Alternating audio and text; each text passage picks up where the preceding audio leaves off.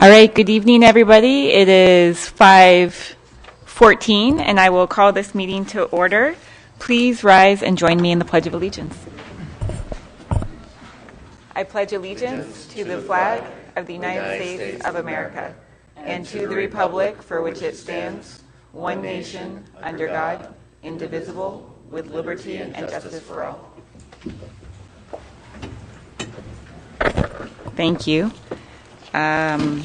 Roll call, Regina. Councilmember Borelli will be noted as absent this evening. Councilmember No. Here. Councilmember Thomas. Here. Vice Mayor Saragosa. Here. Mayor Taylor. Here. Thank you. Thank you. Moving on to item 3, ceremonial matter. We have a proclamation for El Dorado County Fair Week. And I'm really happy to have the opportunity to announce this. So this is a proclamation of the City Council of the City of Placerville proclaiming June 16th through June 19th, 2022 El Dorado County Fair Week. Whereas the El Dorado County Fair is a vital part of our community since the first fair in 1859, offering an opportunity to showcase the myriad talents and industry of our citizens of all ages. And whereas the El Dorado County Fair honors our agricultural industry, which creates an estimated annual crop production of 72.2 million, with apples being our leading crop with 22 million, livestock at 10 million, and wine grapes coming in as the third leading crop at 9.6 million. And whereas the 2022 theme for the fair is "The Magic is Back," and the El Dorado County Fair continues to encourage participation and recognition of the diverse accomplishments of the county's youth through an innovative partnership of the El Dorado County Office of Education, Future Farmers of America, University of California Cooperative Extension, and the Fair Association. And whereas the El Dorado County Fair enriches the public's knowledge of the world around them through educational exhibits such as the museum, master food preservers, the junior livestock auction, agricultural-related featured booths, and the many demonstrations given by the master gardeners. And the El Dorado County Fair fosters increased cultural awareness and appreciation of the arts by providing a venue for the exhibition of dance, music, art, and photography. Now, therefore, the City of Placerville does hereby resolve and determine as follows: all citizens are urged to participate in the many activities offered at this year's The Magic is Back at 100 Placerville Drive on June 16th through Father's Day, June the 19th. The Placerville City Council extends its thanks to the many volunteers whose dedication is an essential part of the success of our annual county fair, and extend their best wishes to the Board of Directors and staff for another successful El Dorado County Fair. All right. Would anybody up here on the dais like to comment on this proclamation? Welcome back after a couple of years. Yeah, it's nice to see the fair back again. All right, I would like to present this to Kathy Dunkak, the CEO of El Dorado County Fair, and invite you to make any comments that you would like to at the podium. Taking the time to do this for us, and we're really happy to be back.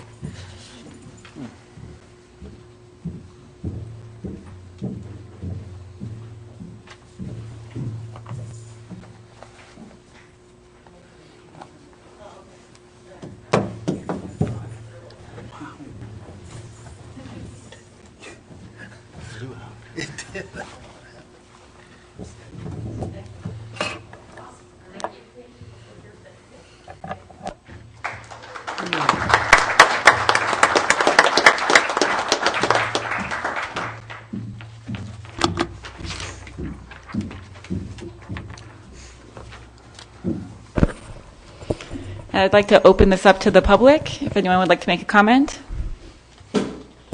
Seeing none, we will move on to our closed session report with City Attorney Ibrahimi. Thank you, Mayor. The council did meet in closed session tonight on 4 items. Conference with labor negotiators for Local 39, confidential unit, supervisory unit, executive unit. There was no public comment in advance of closed session. The council provided unanimous direction to staff with Councilmember Borelli absent. Additionally, item 12.1, which is listed on tonight's agenda, is an action item that reflects the council's prior direction. Thank you. Item 5, adoption of the agenda. I'll move the agenda. Second. All right, we have a first and a second. Roll call. Councilmember No? Aye. Councilmember Thomas? Aye. Vice Mayor Zaragoza? Aye. Mayor Taylor? Aye. Thank you. All right. This brings us to item 6, comments by the city council. And we'll start with Jackie.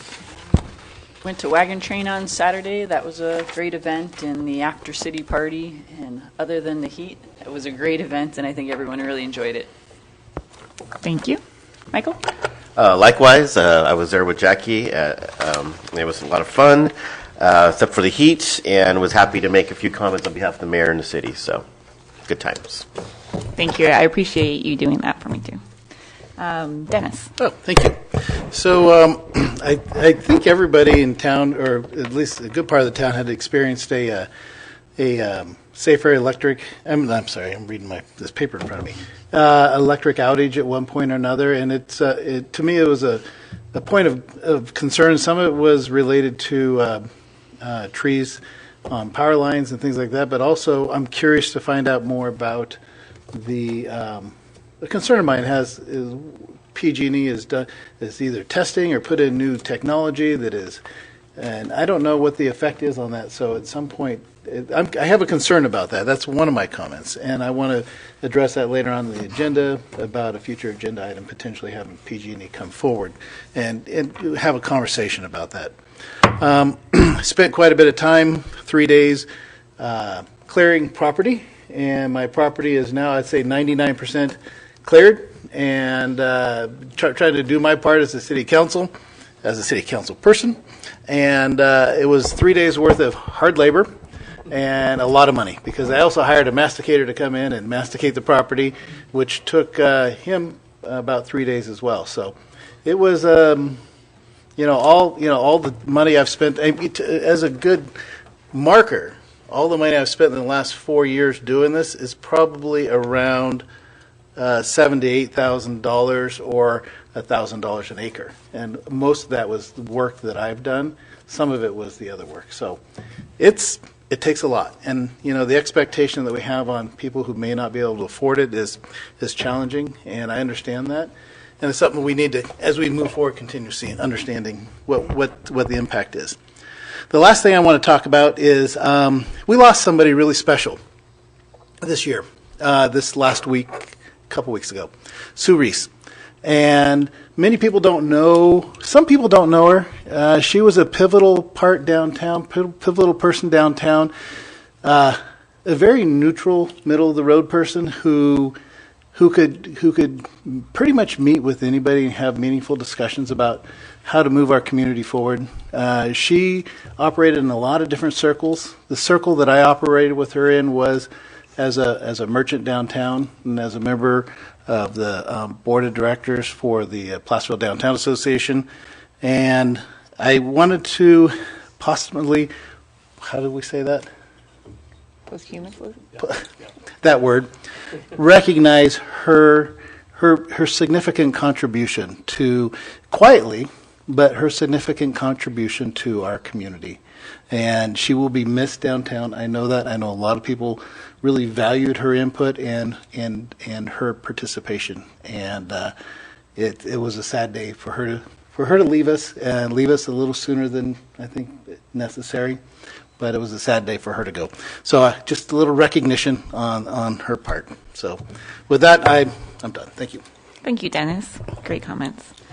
I had a meeting with Ron Marlette of the Upper Room, along with Michael Zaragoza and Cleve, our city manager, and we discussed different avenues that they're working on in terms of navigation centers and services that may be wrapped into projects going forward. It was a good meeting, and unfortunately I was not able to make it to Wagon Trains. I had a conflicting event, but I really want to thank everybody that helped organize it, our city staff that worked really hard on it, our co-sponsors, Jackie and Michael and all those from the city that were able to attend. And I've heard great things, and I'm glad that it was a success. So congratulations on that.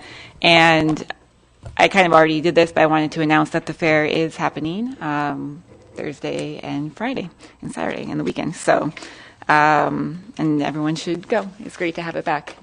Sure. Yeah, El Dorado Transit will be running a shuttle from the Ray Lawyer Park and Ride and the library to the fair for anyone who's interested in doing that. Great. Thanks for Thank you. All right. We will move on to the consent calendar. All matters listed under consent calendar are considered routine and will be enacted by one motion by roll call vote unless any member of the council wishes to remove an item for discussion. The reading of the full text of all resolutions will be waived unless a council member requests otherwise. We will need to pull item 7.9 from the agenda and table it until the next meeting. But with that, I will open it up to members of the public who wish to speak on this item. Please step on up to the podium.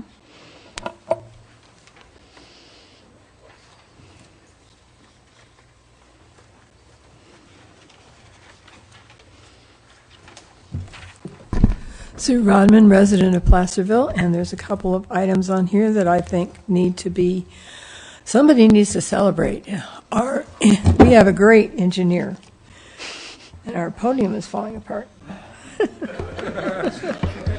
Okay. Item 7.6.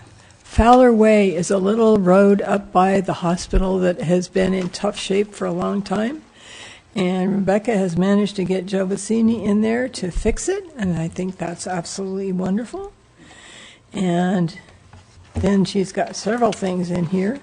And another one is to get all of the transportation grants and submitted so that we got this authorization for her to be able to do this effectively in between when the council meets, and I think that's absolutely great. So that's 7.7. So those are the two that I thought were outstanding.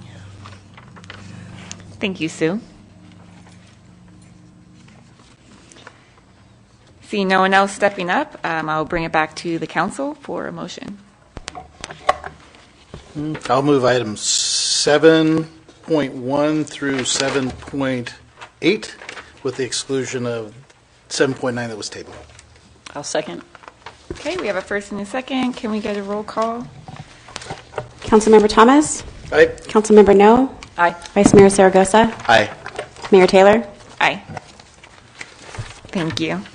Thank you, Sue, for highlighting the good work that our engineering department is doing as well. Item 8, public comment. At this time, members of the public may speak on items that are not on the agenda. So we'll start with oral communication. I'll open it up to the public. Please step on up. I appreciate it if you state your name for the record. It's voluntary, but appreciate it. And if you can keep your comments to 3 minutes, that is also appreciated. So come on up.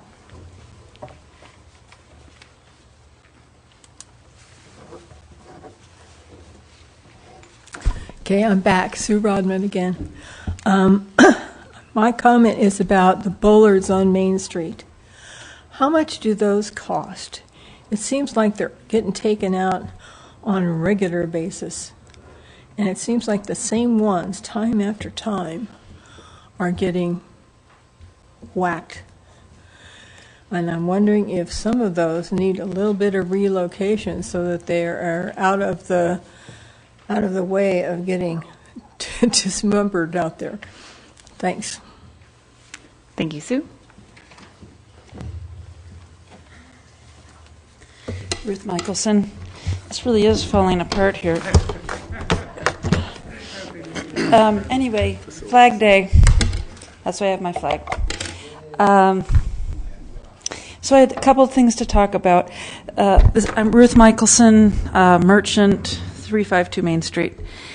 I wanted to first thank Mayor Taylor about the comments that she put out about the Uvalde situation, the shooting at that school site. And I thought her words were very, very heartfelt.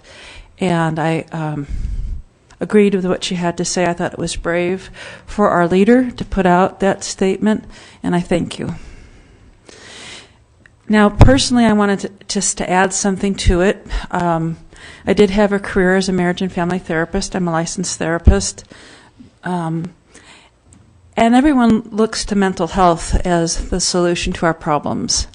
And let me tell all of you, there are not enough mental health workers in the world to solve the gun problems in this country. There simply are not enough. And even if there were, there simply are not enough solutions. We cannot lock up people who have severe mental health issues. There are not enough facilities, and it's just also not done anymore. So the concept that with enough mental health assistance we can take care of gun problems is not really doable. The problem is guns, and that's my personal opinion. 400 million guns for 300 million people.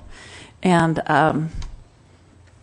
so I think that's something that that needs to be addressed. But I leave that, and again, I thank you, Mayor Taylor, for putting that out. And I don't know how many minutes I have left, but I want to thank everyone for their assistance with Golden History Days. Thank you, Councilmember Saragosa Taylor, for your support on that day. Thank you to Terry Zeller, who helped our group, the Golden History Association, put on the event at Benham Park. Terry Zeller was extremely helpful in doing that. This was the first time I think that the partnership with the city being the sponsor and another group being the co-sponsor, Kiwanis being our 501c3. There was a committee of 6 people for putting on that event, and I think considering that it was our first inaugural event, I think it went quite well, and thank you, Terry. I did also want to say how much I'm going to miss Sue Reese. She and I are the same age, just differing by about 6 months. And I had a good friendship with her. And as Councilmember Thomas said, she had a way of communicating with all and was a good neutral party to discuss many issues with. And you know, she was a good fighter and fought her cancer for 9 years, and it finally caught up with her. But she did live to see her granddaughter, and I know that was really important to her. So we will all miss her. And that's all I have to say. Thank you very much. Thank you, Ruth.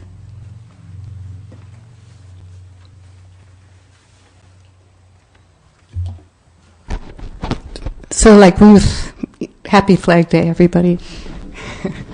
And this is a good thing. I wrote down what I was going to say so I don't wander, off to another planet and go overtime like I did last time. So, pardon while I read. For several years now, it has seemed that this world is going in the wrong direction and downhill. This world, this country, this county, it has been depressing and demoralizing to watch as things take a turn toward anger, hate, and malicious retribution, and it's wrong. So I believe that it's wrong to live in a place where retaliation is expected when you open your heart and share your beliefs. I believe that it's wrong to look away when people are hungry and sleeping on the streets and refuse to find ways to help. I believe that it's wrong to bully others by calling them names or otherwise intimidating them just to get your way. You can see it. This really hits the heart. I believe that it is wrong to allow a symbol of death to be part of our city logo, and you fixed that. And I believe that it is wrong to allow military-grade weapons to be commonly owned, making us the #1 first world country for mass murder of innocent children in the types of places meant to be safe and secure, like churches and schools. But I'm grateful that I live in the limits of the city of Placerville, and that is because I have seen in our city council members a measure of courage that is not common these days. You all have done a lot to help make this town return to being a place of safety and enjoyment for families and visitors alike. And that means a lot. And I especially want to thank Mayor Cara Taylor for her most recent posting in response to the children that were massacred in Texas. It takes courage to speak out about making changes, especially these days, and I thank her deeply for that. So please do more of what you all have been doing, and you will have my support. That's it. Thank you. And I have 35 more seconds. But Thank you.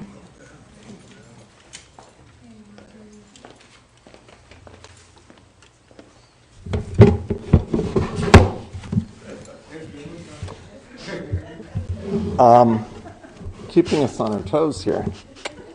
So Ruth said the thank yous. As event coordinator, I would like to call attention that the City Council adopted a resolution asking for greater city involvement with the model of sponsor, co-sponsor, and a nonprofit. As the lead event coordinator, I feel very privileged to have worked with everybody and found the experience to be very gratifying, very exhausting. I haven't been able to change out a costume. I did take a shower.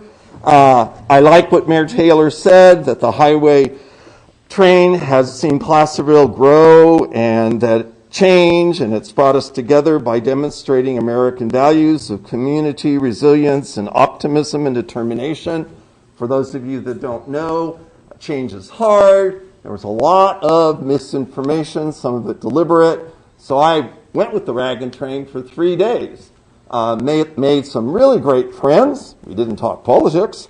And I slept under the stars. They thought I was so eclectic when they went into their RVs. But hey, if I'm going to be in the middle of the El Dorado forest, I'm sleeping under the stars. And for some reason, I ended up in a wagon drawn by 2 mares, driven, Teamsters, by 2 women, and every wagon mate was a woman. So I have an honorary bonnet that I may wear to a meeting, but I heard the rumor mill that Leo danced at a meeting, so I thought I'd wait a while before I, identify as a woman at the meeting. Just give you some space. So I wrote up some thank yous, and I'll hand them so they can go around. I'd like to thank Pierre for all the work that he did, helping us make everything happen. I'd like to thank Terry, who shares my wife's name, my sister's name, my grandmother's name. So, hey, Terry's great. Thank you, Dennis, for all of your support. Thank you, Cleve, for all your support. I apologize to Jackie that I never managed to connect with you. I didn't know how many batteries you need to bring when you're on the wagon train, so I thank Kara both for her statement and for arranging for Michael, and you two were great. I had a seat on the wagon train for 2 more days. Maybe next year you could borrow my seat. And thank you, Chief Wren, as well as the Sergeant Aaron. Everybody, great teamwork, golden history. Got 28 seconds. My directive was to keep it vanilla. I want to congratulate this town for not being Hangtown. Historically, 3 times law and order broke down.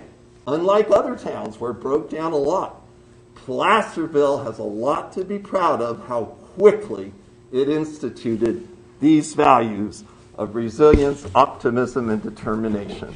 So I promised Mayor Terra a quiet year, but Vice Mayor Zaragoza, we may join that conversation that you urged us to have a book for, because I still think that's a great idea. We need that conversation deeper. Thank you.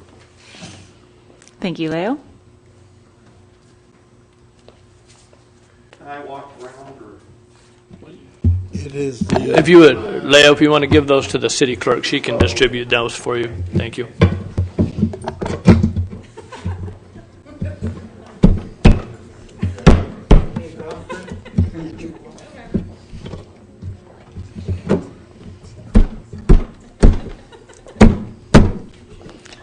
We do have some town hall improvements in the works. So. You're hired. Thank you for holding my time so that I could help the city of Placerville with something that I may have been responsible for in one of my more pounding. But I'll pound up here, not down. It was the lip that holds the papers here. Anyway, congratulations that we're moving forward on something very important. It was very honest from the dais to hear the words that we realize we're 10 to 15 years behind on this homelessness issue. I don't know if I asked Sue Taylor if it was our Sue, if it was 10 or 15 years ago when we had our one Elliot.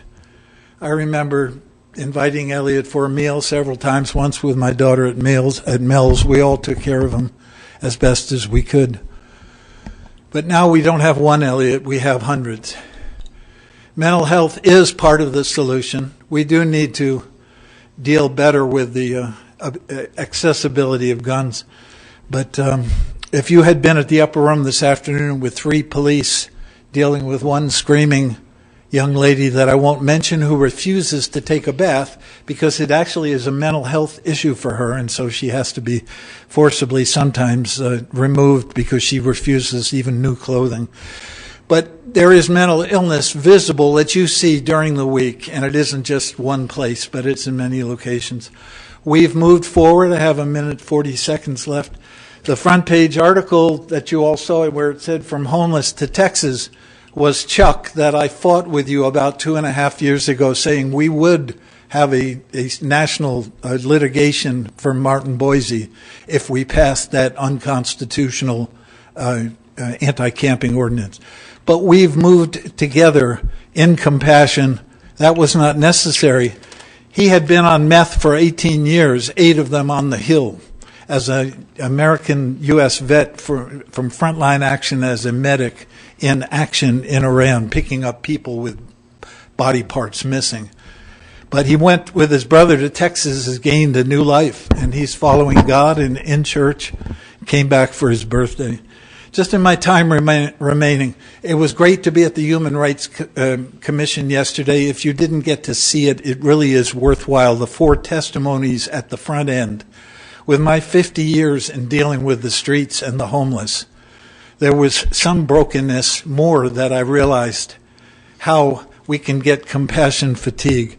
It was great to see that Perks Court is having pre-construction work done. I hope that the $250,000 that you held out of the funding for whatever it was from one of the big funds, you know what it was. I hope that that's moving toward the Navigation Center. The time is running out, but Councilman Zaragoza said something. I talked to Andy Nevis yesterday for about almost 10 minutes, begging him to talk to Sheriff DiAgostini. The women that are out there, there's 70 or 80 Western Slope homeless women, many of them with children. Let's open up a safe parking place, even if it's on the sheriff's parking lot. There, women, as Councilman Zaragoza said, they want security. There isn't a safer place in the county than in the sheriff's front yard. Let's try to mend some fences. Maybe it's not with HUD funds, but I believe you could raise $100,000 in a weekend on Main Street for a safe parking lot on the sheriff's front yard there. Let's move ahead on that. God bless you all. Thanks for moving with compassion where we need it, which is now before the winter. God bless. Thank you, Jonathan.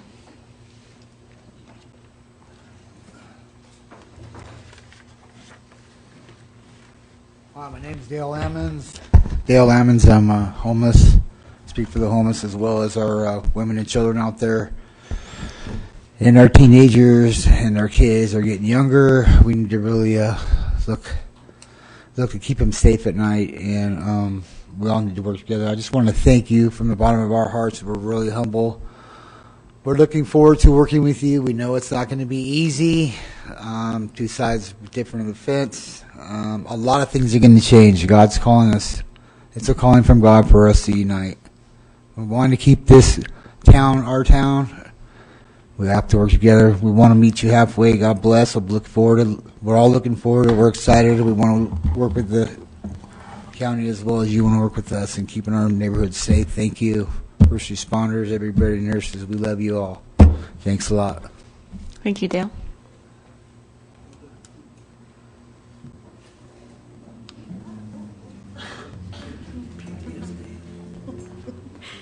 Julie Robinson. I don't really have much to say except to echo what everybody else has said. At Golden History Days, I did speak to 2 Native women. one was the lady who did the land acknowledgement, another was a vendor, and they both said the same words, and they both teared up, and it was, we're so glad we got invited. For the first time, the city invited us. And that sense of inclusion was really uplifting. And spoke with the lady, one of the food vendors later, and she said, I hope you'll let me come back next year. This was great. And you know what? We should do this for Festival of Lights. She said there's people that just are not like the other people, and they want to be included too. So I bring that as a possibility and a hope. Thank you for everything that you do. Thank you, Julie.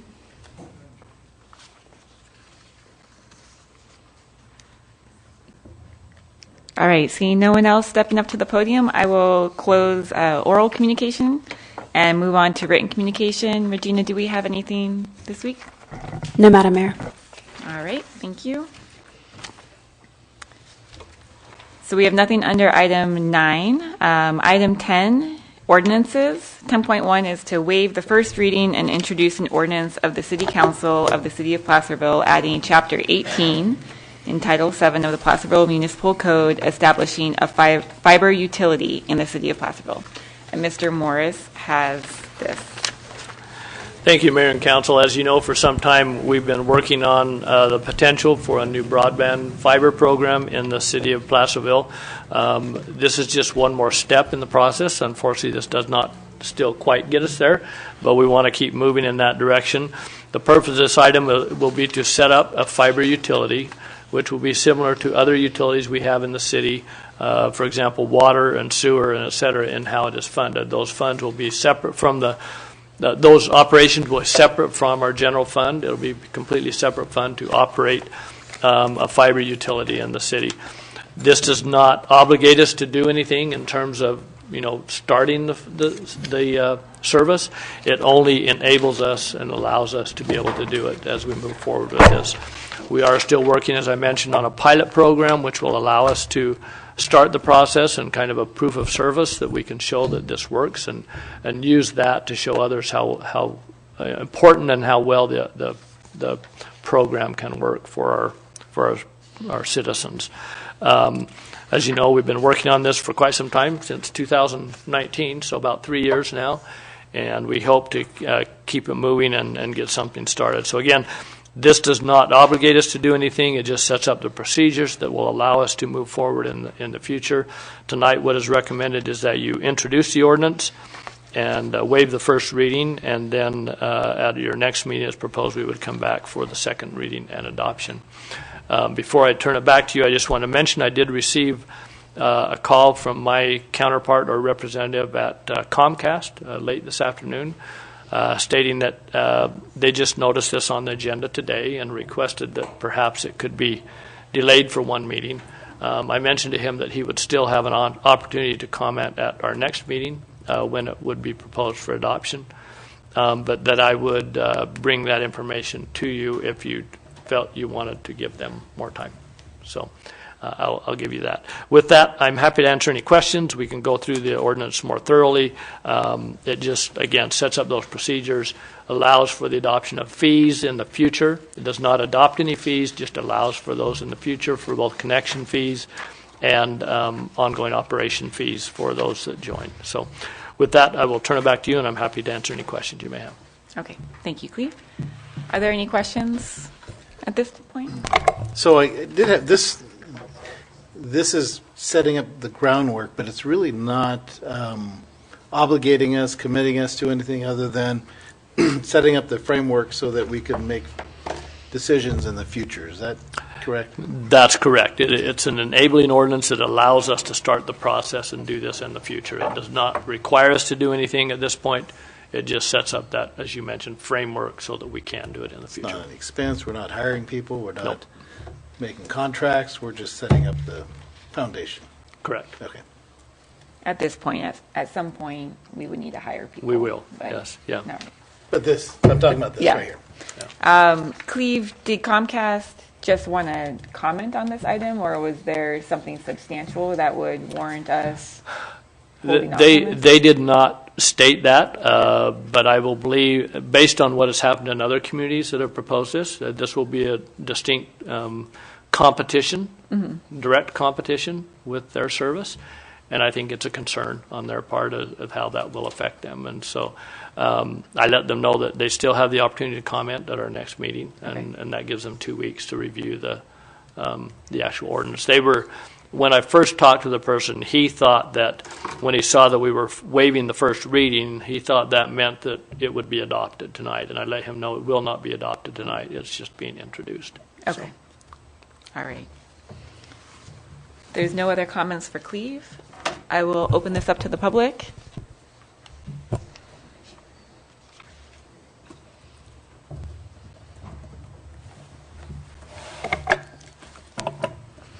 I'll try not to break the podium again. Sue Rodman, resident of Placerville and user of the internet. And I did read the ordinance all the way through, and I have some questions. It does not state how many employees would be needed, and I hope we're not planning to dump this on our one poor overloaded person back here. And the second question I have is, what is the plan for customer support? As I read it, it sounds like the city installs the fiber optic line to my property line, and I'm responsible for maintenance to fix anything that goes wrong. That's a lot different than my current provider. I can call my current provider. They send a technician who troubleshoots the whole thing and then fixes whatever the problem is. If it's a new Wi-Fi box, they install it and I'm back up and running. But this sounds like I would have to do the whole thing myself. And quite frankly, I don't have those skills. And it sounds very much like the city water system. If anything goes wrong after the meter, it's not the city's problem. The city will check to see if the problem is on the city side of the water line, or if it's on my side, they're out of there. Call the plumber. So who do I even call for a city broadband that's a city utility? It doesn't appear to me that this is really well thought out yet. Thank you, Sue. All right, I see no other commenters, so we'll bring it back to the council. Cleve, do you want to address any of those questions? Yeah, a couple of things. Number one, we are providing the infrastructure. There will be separate internet service providers that will be responsible for a customer service component also. You are correct, however, that it does state that we were responsible for the service to your line. So if your line gets cut after that, for some reason, after where we bring it to the edge of your property, that would be your responsibility going in from there. Similar to what we do for water and sewer. And many utility companies in terms of other service, such as Comcast, I'm not sure exactly how their contract works, but there are others that you are AT&T, for example, you are responsible for those lines on your own property. Now you can pay an extra fee for that to have that maintained, and that may be an option that we consider down the line as we look at setting up the final product and what we do. But we're not to that point yet in what we're establishing. Again, this is setting up the very basic framework that enables us to move forward at this point. Again, a lot of the customer service you're talking about in terms of like a router and that, those are things that will probably be provided by your internet service provider, which we will allow a multitude of internet service providers to be part of our fiber network. That's how we keep the price down, by creating that competition, where today we maybe have one or two, maybe Comcast and AT&T. Under this scenario, we'll provide the fiber, and we'll allow basically however many ISPs want to be part of it can join that and be part of the fiber network and use our infrastructure to serve our residents. So. Okay, and then she was also asking about staffing and how many employees. We don't know staffing. This doesn't define that. That'll all be determined as we proceed to get the final service set up and look at where we're at. We have a couple of options that we're looking at, and no, it won't be put on our current staff. I guarantee you that. we will look at, there's a couple of things. Number one, probably potentially even contracting out for that service to maintain the fiber. So it'll be primarily done that way is probably what we'll end up doing. So, All right. Thank you. Yes, I have a question, Cleve. The only thing that concerns me about this is because we're calling it a broadband fiber utility, does this preclude other technologies from being able to, that are interoperable with that type of utility, to also be part of whatever our utility would be going forward? For instance, small cell tower technology that can work hand in hand with fiber. I mean, the reality is we're probably a decade out from even being able to put fiber into homes. The trunks are one thing in the business districts, but we're talking about a very expensive technology to get into each and every single house, even if we did overlines. And I know we're all trying to get PG&E lines undergrounded, but I think as our utility liaison will tell us, sometimes that's not very practical or cost efficient to do in cases. So I don't want to limit ourselves as well. I think we should take advantage of sort of all technology applications that are available, sort of an all the above strategy, just like I would argue for if we were going to do our own energy. I want everything. So just wanted to make sure that doesn't preclude us from ensuring that we have all things available to us as we move forward here. Absolutely not. This will not preclude wireless services, et cetera, that will come in the future, small cell, and et cetera, and some that's there now. This does not preclude those from happening. So, okay. But would it preclude them from being included into the city? Is that what you were asking? Into the city's infrastructure utility? Yeah, I just don't want it. I don't want other technologies. Well, that's one I can think of, but there may be other technologies that are out there in the future that doesn't just have us only in fiber. Yeah. It's like anything. I don't want to have all my energy needs. I don't like having anything in just one bucket if I can have other options available. Yeah. I think the unique thing about this is we want to get the fiber there. And once it's there, it opens up all types of opportunities. As you know, I think I've mentioned before, Wi-Fi, 5G service, 3G service, et cetera, is only as good as once it can get back to a hard wire line, such as fiber.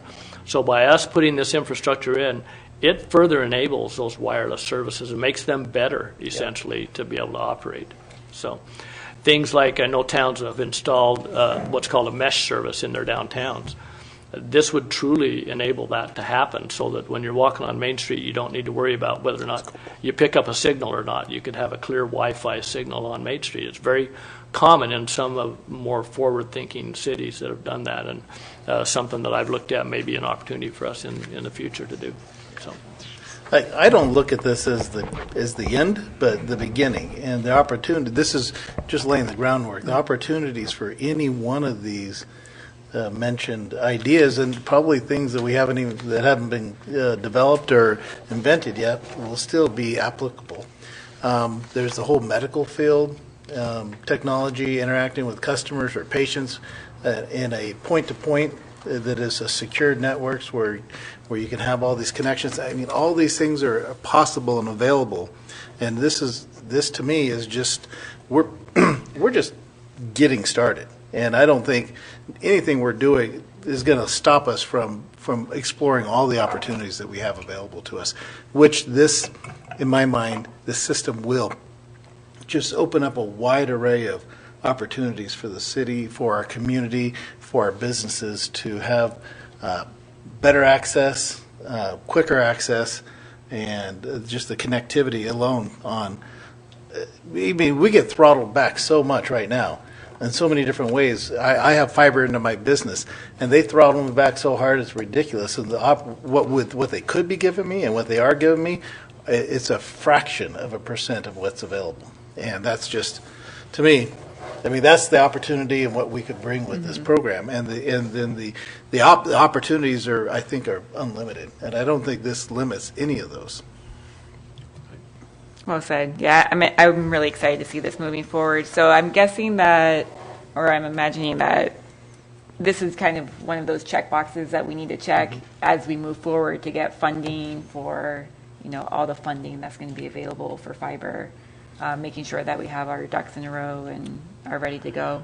Right, just moving forward and having, everything in place that we can so that we're in a good place to go after that funding that is beginning to come out and being available. So, timeline-wise, do we know when the pilot project is going to be getting started, or when these grants are going to be available, or anything like that? So we are currently working on an RFP for the pilot project. Our city engineer, Rebecca Neves, is working on that with our consultant to create that document.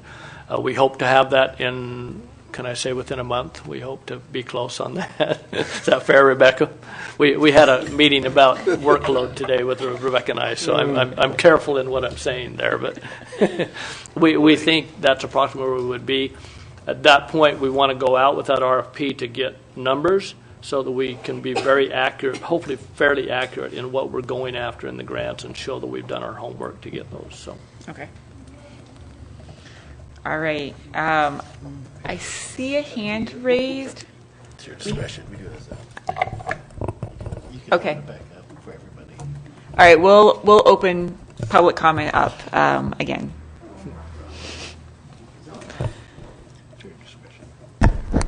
Good evening. Thank you, Madam Mayor, for opening public comment again. Mark Acuna. I am here this evening to speak on behalf of the Fire Safe Council, but I will quickly switch hats to utility liaison.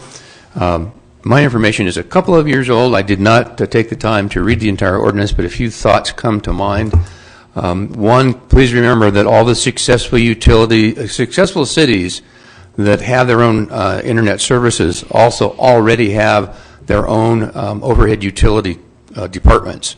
So they have all the personnel that are already out there on the streets, putting up the poles, maintaining the lines in emergencies, installing all the lines overhead and underground. So as of about 2021, those cities were very few. So that's something to think about. And again, that's all the personnel that I think Sue Rodman has correctly questioned about. The idea of getting it out on the ground, I think, is a great one. However, I'm sitting out here listening, I'm thinking about, and maybe this evening's ordinance does empower Cleve to go out and engage in using the existing providers. Why rebuild a system if we could somehow leverage them to provide the service, remove the throttle that Councilmember Thomas talks about off of his service, and somehow work with allowing Cleve the options to negotiate, considering all options. You've got Comcast and AT&T that already have a tremendous investment in infrastructure in this community. Interestingly enough, this week, I believe it was AT&T has been extending fiber cable up around Marshall Hospital. I found that very interesting. So what is driving that? So I don't know, have we engaged with both of those existing utilities to make sure that a little arm twisting can't create a better use of their facilities? So appreciate that. Thank you. Thank you, Mark. Okay. Do you want to address that, Cleve? Or, sorry, actually, hang on. Did you want to make a comment? I actually did. Thank you. Come Marty on Sutton. I'm the principal at El Dorado Adventist School, new to the community, and I want to commend you for forward thinking. But I also want to make sure that you consider that there are new things, satellite providers that are coming out. So be careful in your investing, in your strategic planning, to not be behind the ball but get in front of it. That's just all. And I appreciate tonight's meeting. Thank you. Thank you. All right, I will officially reclose public comment again. And then, Cleve, did you want to speak at all about being able to leverage? Yeah, we are open to talking to the providers. The concern that was raised that we've discussed throughout is creating that competition. And if you only work with one or two providers, you do not create that competition. And in other agencies where this has worked, they've been able to show that by creating the competition, they drive that price down and make it feasible, hopefully pretty much for everyone to be able to participate at that level, where most people are not going to be able to participate today in what's offered at probably the level that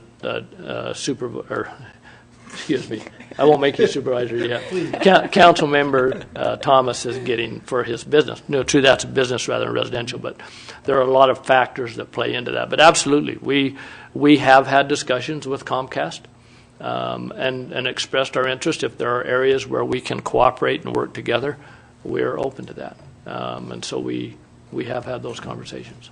So. All right, thank you. Yeah, I can say in my neighborhood, I pay, I think, $85 a month for high-speed internet, and the last 6 months or so, it's been a lot slower, and then I had an outage for 12 hours for no good reason. So I do think that competition is key to getting the price down and making sure that the best service is provided, you know. So, but I do appreciate the ideas for trying to make use of what's already in place. And I agree with the other speaker as well that, you know, there are other opportunities in terms of satellite and just other technologies that will be coming on board. With our strategic plan, we are making sure that this pencils out for the city. So the city will not be spending, you know, a ton of money that it does not make economic sense given the fees that will be raised through this utility. And Cleve, do you know off the top of your head how fiber and satellite compare? Well, the newer satellite service that's coming out, I'm not real familiar with that. I know that it's beginning to be offered in some communities. I believe Roseville has started to connect with that, and there's some things going on. And there are opportunities here locally also. You're correct, yeah.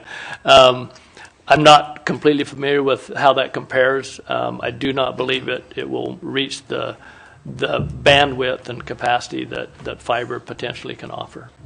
But it is much better than what we currently have. Yeah. So, yeah. Okay. All right. Great. If there's no more discussion, I would entertain a motion. I want to acknowledge everyone's concerns. We welcome AT&T and Comcast to come talk to us, but I know I have personal experience with both of those companies that is under-impressive at times too, so I'm looking forward to the conversation and the competition. Thanks. Would anyone like to make a motion? I'll make a motion to approve item 10.1. I'll second that. All right, we have a first and a second. Regina, can we get a roll call? Councilmember Noel? Aye. Councilmember Thomas? Aye. Vice Mayor Saragosa? Aye. Mayor Taylor? Aye. All right, thank you. Item 11, public hearings. 11.1 is to hold a public hearing for the proposed fiscal year 2022 and 2023 operational and capital improvement budget proposals. And Mr. Warren has this. Mayor Taylor, can I just make one clarification on item 10? So we didn't actually approve item 10.1. We waived the first reading and introduced the ordinance. Okay, thank you. Good evening, Madam Mayor and members of the council. Tonight, we're following up from your budget workshops on May 9th and 23rd, and we have some information regarding your sales tax trends, your general fund budget, and all other operating fund budgets, as well as your capital improvement program budget. Jumping right into your sales tax, your Bradley Burns, which is your general fund sales tax, is 1 percentage point of the 8.25%. It's your most significant economic indicator. It represents about 60% of your general fund revenues. You continue to have strong per capita sales tax at $605 in 2021. Placerville ranked number 32 out of 539 agencies, and we hope to be number 1 someday. The quarter ended December 2021 receipts were up by $230,000 or 15.2%. However, that did include prior period adjustments or back taxes. When you remove the back taxes, that quarter ended being about 7.3% or $117,000. Then statewide, the fourth quarter receipts were up by 15%. And your contributors to your sales tax, about 2/3 of that's your autos and transportation, building construction, and state county pool, which is online sales tax. And that's important when you look at the next slide, which shows you the growth in those areas. Autos and transportation was up by 7.15%. Building construction actually down slightly because we had such a big surge during the pandemic, folks doing home improvement projects. It's back now to normal growth, negative 8.08%. And then you can see most of those are winners there. Fuel up 59%.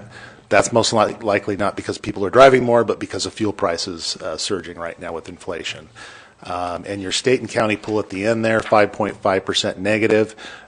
People getting back to normal, going back to brick and mortar where primarily they were doing online sales.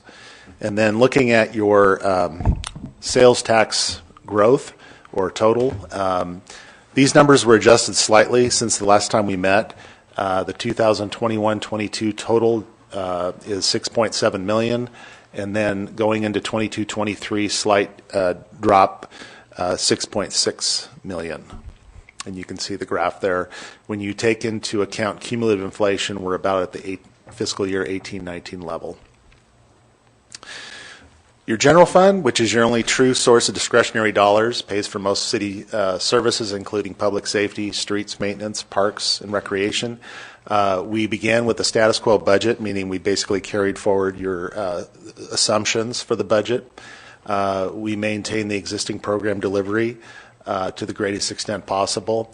And we did include any foreseeable projected economic impacts, such as fuel, utilities, pension contributions, medical insurance, so on and so forth. It does include a $75,000 contingency. We did build in the COLA and salary study adjustments that were committed to employees this coming year, as well as a 10% increase in medical insurance assumed. We also only include pay-as-you-go for a retiree medical. There's no pre-funding, just to kind of disclose that. It also includes $259,000 for capital outlay or equipment, and that's anything from a police car to computers and different types of equipment. And then $174,000 for CIP projects, which we'll talk about later, and then $25,000 net of reimbursements from the state for conference training and travel. This one's a little hard to read, I apologize. These are our alternative service levels. These are any change in ongoing program, could be new positions, additions to program, and I'll just list these briefly.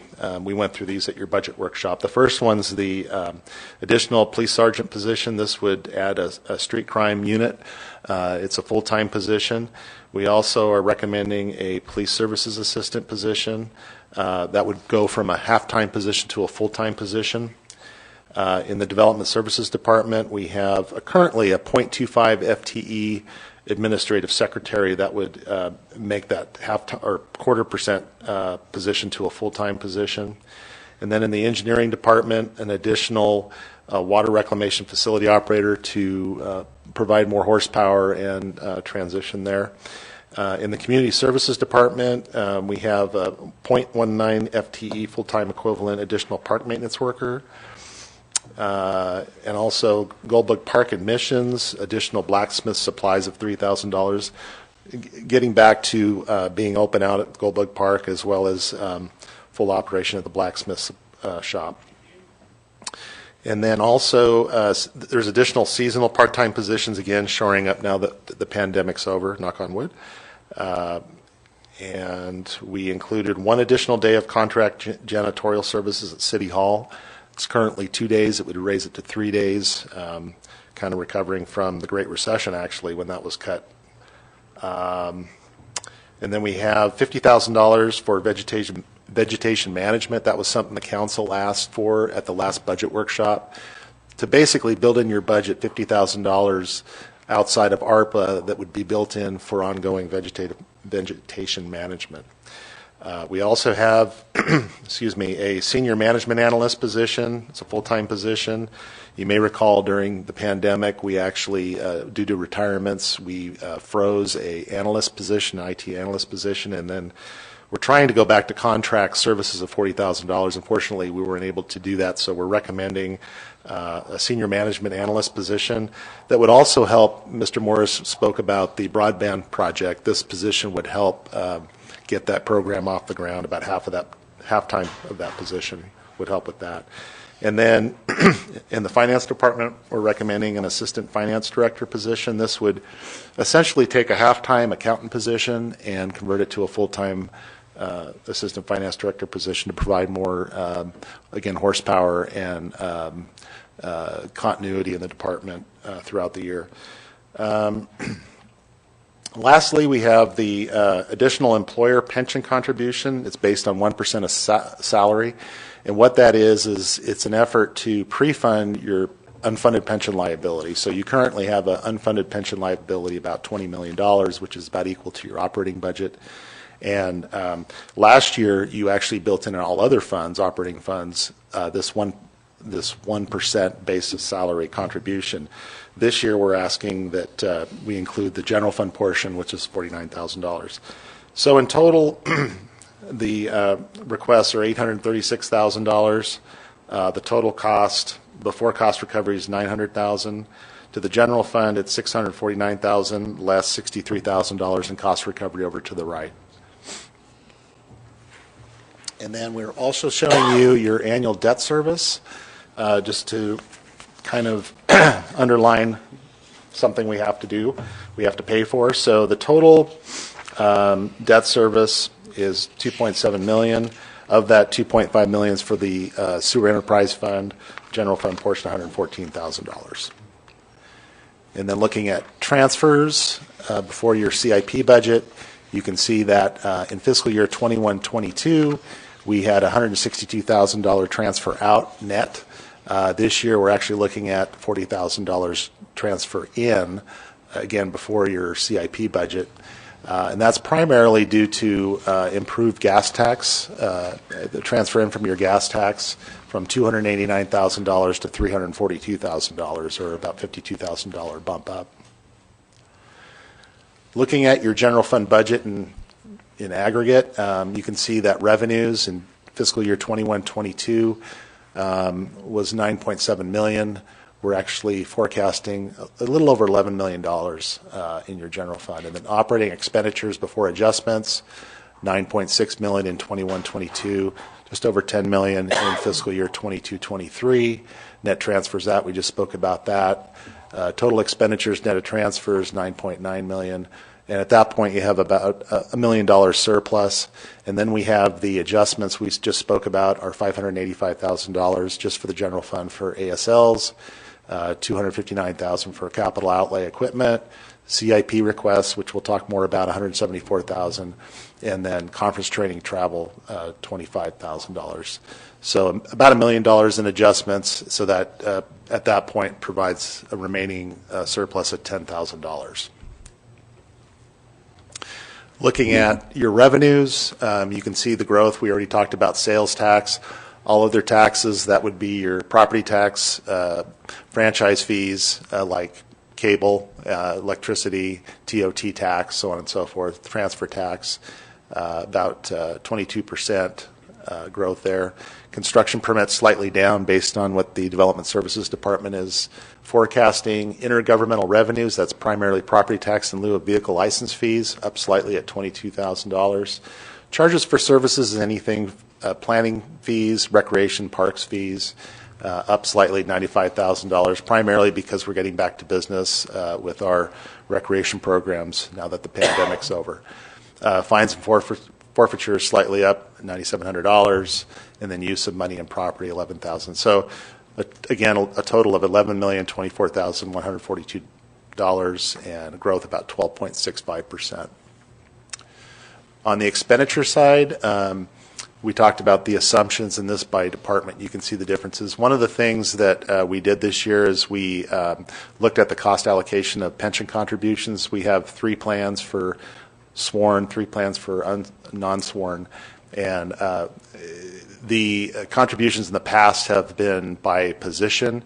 This year we're using a blended rate, which kind of averages out by department. So you do see some changes there, plus the personnel adjustments we spoke about and the ASLs, capital outlay, so on and so forth, and you can see the changes there. But essentially, the total expenditure is $9.8 million in fiscal year 21-22, just over $11 million in fiscal year 22-23, or $1.2 million more, or 12.24%. This is your general fund dollar. This kind of shows you allocation-wise, proportionally, each department for each general fund dollar. And you can see police, 34 cents, community services, 27, non-departmental, that's things like audit, animal services, 8 cents, and then administration, 7, public works, 7, development services, 8, finance, 5, engineering, 3, and elected officials, 1 penny. So very affordable.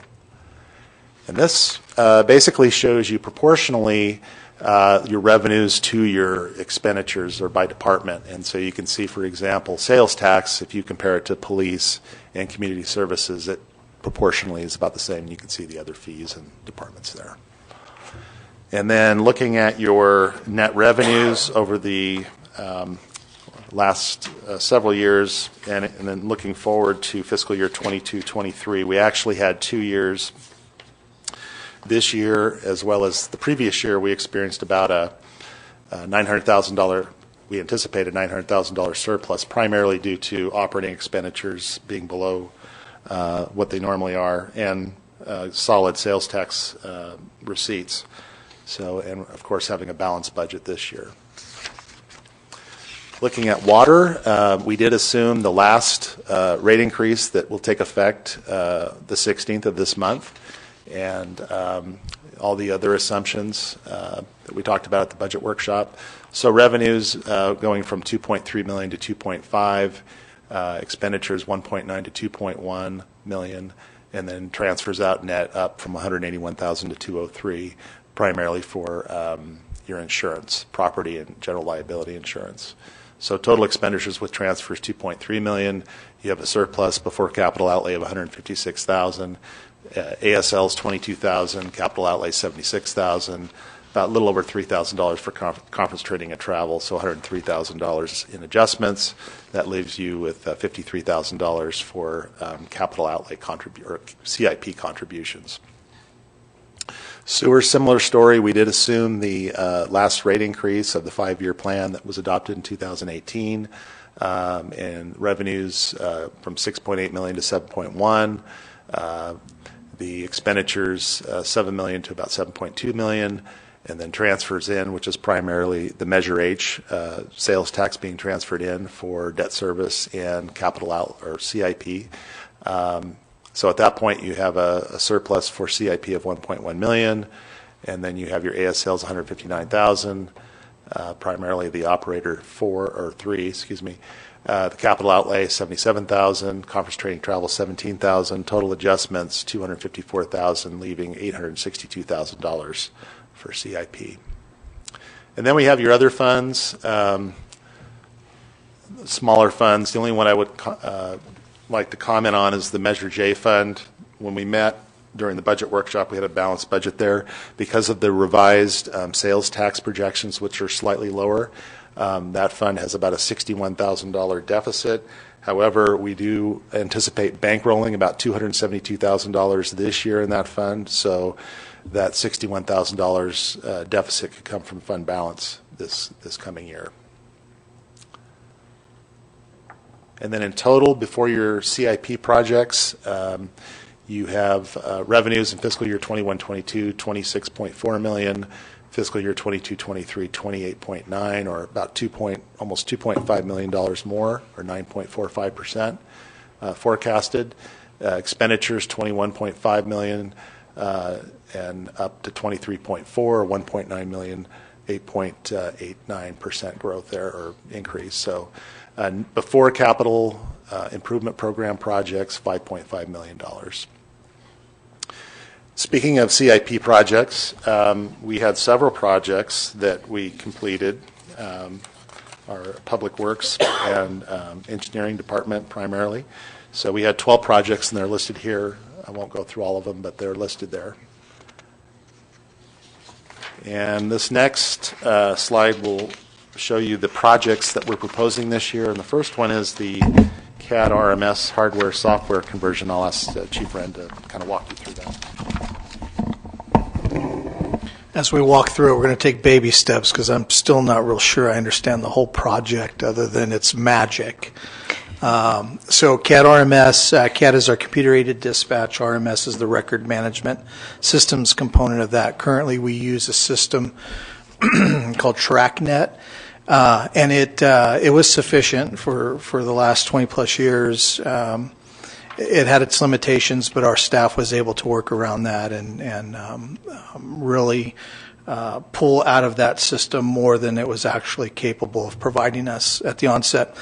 And the Sheriff's Office used it. Well, this past year, the Sheriff's Office decided to float RFP for a new CAD RMS system. Part of that process was they narrowed down their selection to Sunridge Systems, which is the El Dorado County-based provider of that software, the CAD RMS software. Sunridge Systems has a program called RIMS, which has the CAD and RMS built into it. We would like to change or switch out our current CAD RMS to the RIMS system for a number of reasons. The biggest one is for interoperability. Currently, we're on an island. We cannot communicate with any other law enforcement agency in El Dorado County. If they want information from us, we actually have to print it out and go take it to them and provide it. When we were all on TrackNet, that wasn't the issue. We could just access each other's information. And as you know, criminals, they don't care about city limit signs or what city they're in. Oftentimes, they're very mobile in nature, and you know, somebody from Diamond Springs could come into Placerville and victimize our staff, our city. So the system is, I've had two different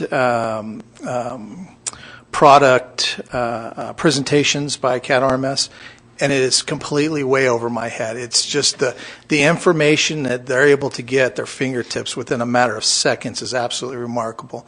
And not only would it be within El Dorado County, it would actually be within our regional hub. So we can pull information from Folsom as well, who's on Sunridge Systems, from Placer County agencies. So the information is absolutely endless. When somebody calls into dispatch, the way the CAD system works, dispatchers are entering in the information provided by the reporting party, and an example would be if they're entering in a plate, that plate would not only start to query the state records through DMV or the wanted vehicle system, it would also start to query everybody within our hub, Folsom, Placer County agencies, have they had any contacts with that vehicle? And from there, it just continues to build on that criminal network aspect of who's who in the zoo. The record management system, again, the thing that I like about it the most is able to provide very accurate, very timely information as it relates to statistics or crime trends. It'll help our crime analyst out in determining, where we're seeing an increase in certain areas and who may be involved. It just links a bunch of systems together, so we're not data mining different systems like we're currently doing now. When you look at the stats that we provide monthly, that's all data mined. That's nothing that we get through our TrackNet system. That's just how limited that system is. So, yes. Any questions on the CAD RMS system? I know I've tried to talk about it previously, but it's got a real magic. technical question for you. Oh, perfect. I can answer those. No, does that interact with the officer's car? So it's populating that? Is the officer able to see that in his vehicle, or is that? It will. Yes, that system will. It currently doesn't for what we have. We have no accessibility to CLETs inside our patrol cars, which means the officers can't run plates. They can't run driver's license. They have to do it the old-fashioned way. So, thank you. Okay. The next is the lockers for the female locker room. I've highlighted on a number of occasions how limited we are at the police department, especially for space. One of those limitations is providing an adequate locker room space for our female employees. Previously, they were changing out in a bathroom that was never intended to be a locker room. They were crowded. Half of their stuff was stored in the hallways. So, outside of any legislation that may be required for us to provide an equitable environment for our employees, it's just the right thing to do at the end of the day. They need space to store their equipment and to change out and to kind of have an area of their own. So that's what this does, and it allows us to provide. We took an office. We kicked sergeants out of an office. So I'm still hearing about that. But and we've painted it and put carpet in it, and we're just waiting for the approval to purchase the lockers and complete that project. So thank you. Any questions? Thank you. Thank you, Chief. Now I'd like to hand it over to Terry Zeller to talk about the fuel reduction project all the way down to the town hall exterior stucco renovation. Thanks, Dave. Under the CIP budget for community services, of course, we've got the fuel reduction treatment, and this is the phase 2, the second portion of the ARPA funding that we're working through right now, including agenda item tonight on your docket for tree work and mastication. So that second phase, that is the $209,950, is focused on 8 of the smaller parcels. Phase 1 was 3 of our largest parcels, which was Gold Bug, Lower Main, and Lions Park. And these are additional parcels, the largest of which is the wharf, but then there are 7 other ones that are smaller, 3 of which are compatible with the goat grazing that we have received bids on, that you will be hearing in our early July meeting.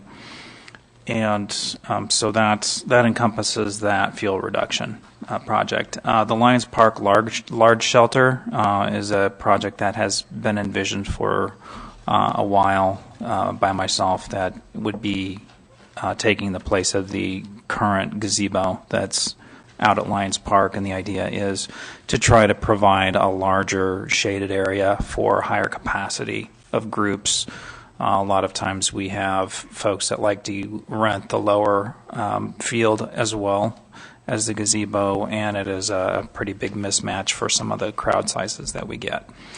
The historic City Hall re-roof project is a continuation of the starts and stops that we've had with historic City Hall, and would be a follow-up to the shoring that was completed the year before last to stop internal deterioration of the building, and that's also under ARPA funding. The bell tower roof replacement and stone repair are pretty self-explanatory. It's definitely in need of some refreshing, especially the cedar shake roof that is falling apart, and we've had several impacts and other issues with the stone veneer. That's it's actual river rock, but it needs to be replaced since it is such a central and visual part of our city identity. Here at the town hall, we have an exterior stucco repair. I'm sure you've all gazed at the beauty of this building on the front on Main Street, and notice that there's crumbling stucco that needs to be repaired. So that's a pretty straightforward project. And then we also have the town hall carpet replacement. This would be for the upstairs areas that the entire upstairs is carpeted, and then the carpeting for our office building also. I think that's it for me. Thanks. Thank you, Terry. Now I'd like to hand it over to Rebecca Neve, City Engineer, and Nick Stone, Public Works Director, to talk about the CIPs for streets, water, and sewer lines.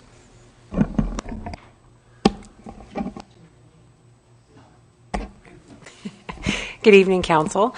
As you have seen on the screen up here, we have quite a few projects coming up. We have, I don't believe the chief covered the public safety building environmental clearance and conceptual design project. But we put aside $250,000 of ARPA funding to cover that item for environmental clearance to kick off that project. Then we also have the Corporation Yard revitalization.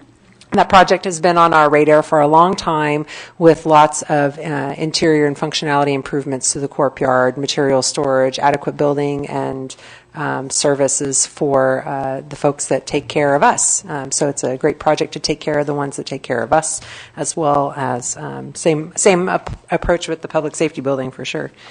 Moving forward, we have the Martin Lane maintenance project. You'll notice consistently you'll see 25,000 or 50,000 listed as Measure L funding.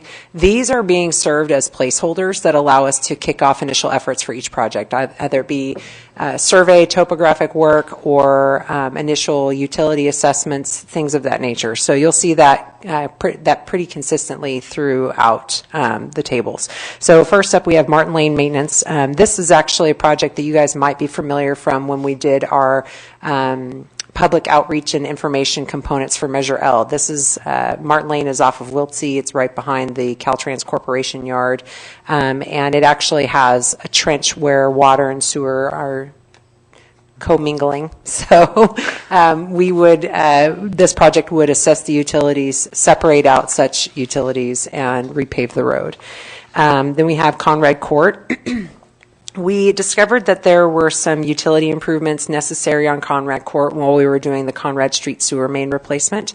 So we buttoned up those improvements as much as we could, but we do need to come back to Conrad Court and replace the sewer that's over there, as well as there's some water main work that needs to occur along with Conrad Street for water as well. Then we also have B Street maintenance. For any of you folks that have driven down B Street, it's seen better days, so we're really excited to, on that project, get moving on a utility assessment and ultimately result in utility repairs, replacements, and new paving. The same approach will be utilized for Coleman Street. Coleman Street bisects Clay Street and Bedford Avenue. That one is used a lot, and even more so apparently during Apple Hill season, so we're really looking forward to getting that street cleared up too. Similar approach with Pleasant Street. We are going to be doing a full utility assessment. We did identify some water main, concerns and possible future repairs and replacements on Pleasant Street while we were doing our fire hydrant replacement project. So that project will assess the utilities and paving as well. Hawking Street culvert repair improvements. This was a project that was identified during the Main Street Phase 1 utility improvements. We actually have a culvert that's causing the need for a siphon as part of our sewer system. It becomes a regular maintenance issue associated with Public Works, and so this project would propose addressing that culvert and removing the sewer siphon and allowing that maintenance issue to kind of resolve itself. And then Reservoir Street maintenance. We do have some utilities and obviously some paving on Reservoir. Contrary to, the fanfare of Main Street, one thing I do see is Stagecoach Alley and Reservoir are these hidden essential arteries to Main Street. So we've been working in conjunction with PG&E on potential options for their utilities, their overhead utilities on Reservoir that would possibly allow the south side of Main Street to remain energized during a PSPS. There are a lot of challenges with doing that, but while we were in there, we figured it's time to clean up our utilities as well. We have Sacramento Street maintenance on here. When we were doing the Main Street project in 2015, 2016, there is some water main improvements that need to be addressed. We actually have addressed both sides of Sacramento Street. This is the segment that goes from Main Street up to Pacific Highway 49, right in front of Fire Station 25. The water main there is one of the few remaining older water mains in that particular area. The water main on Main Street was obviously replaced, and then with the Pardee project in 2017, we replaced the uphill water main. However, there is that short segment that needs to get addressed, so we would be assessing that, looking at repairs or replacement, and same for sewer, and then ultimately paving. Jakeway Paving, we are covering a portion of the subgrade. The subgrade on Jakeway has been taking a beating over the last several years, and it's gotten exponentially worse. We have a commitment to improving the subgrade and doing the top or the bottom lift of paving, while the hotel project has a condition of approval required to do the final lift of paving. We do not want to put a final lift of paving on a road that is failing. So this is our portion of fixing that issue prior to their paving. We have also the Upper Broadway and Point View Drive storm drain replacement project. That is, if you happen to drive up towards Upper Broadway at the intersection of Monterey Road and Broadway, you will notice a giant hole just off the side of the road. That is a segment of culvert that has started to fail. We have a lot of CMPs, corrugated metal pipe, around town that was installed when Highway 50 was built through Placerville, and we're starting to see a lot of those pipes fail. To Caltrans's credit, they have a lot of projects where they'll be addressing their own CMPs that are now failing when Highway 50 was constructed in the 50s and 60s. So this is our portion of those culverts that we'll be taking a look at and replacing. You'll see a couple of projects similar. The annual patch paving and maintenance, various locations. This is essentially a bucket of money that we're reserving for the efforts of doing some patch paving where it's necessary. There could be, storm damage or what have you, and this allows the city some good flexibility to pivot and get things fixed. Similarly, we have the annual street striping and signage and maintenance at various locations. It's always amazing to me how much signage and striping actually can change the feel of a road or a corridor, and keeping our striping refreshed and keeping our signage refreshed kind of helps encourage more positive behavior in terms of driving and parking around town. So that was necessary for that. Upper Main Street maintenance. This is the portion of Main Street from Bedford heading east towards Broadway. In 2017, we made quite a capital improvement investment into Main Street right out here, and we're starting to see some roadway cracks. This is to crack seal and do a type 2 slurry over that to maintain our asset that is still savable. And Sheridan Street paving. Sheridan is actually the connecting road between Sherman and Thompson Way up near Sierra School, and it gets utilized heavily with folks going up and out towards Marshall Hospital.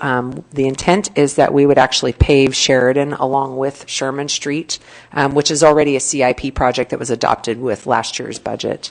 And then Mallard Lane, if you guys have had an opportunity to drive Mallard lately, it's getting a little rough, so we're looking at doing a couple options. The utilities appear to be fine out on Mallard. It's a situation where we would need to do some patch paving and could do some crack sealing and a type 2 slurry to keep that road functioning well.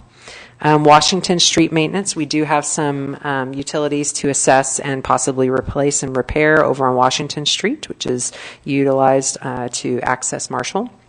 Annual sewer collection system maintenance, various locations. Again, this is an opportunity for us to have some funds available to fix urgent sewer items, or address some proactive maintenance items. If we see a manhole that has a pretty significant inflow and infiltration issue, then this is an option that we have to replace that manhole.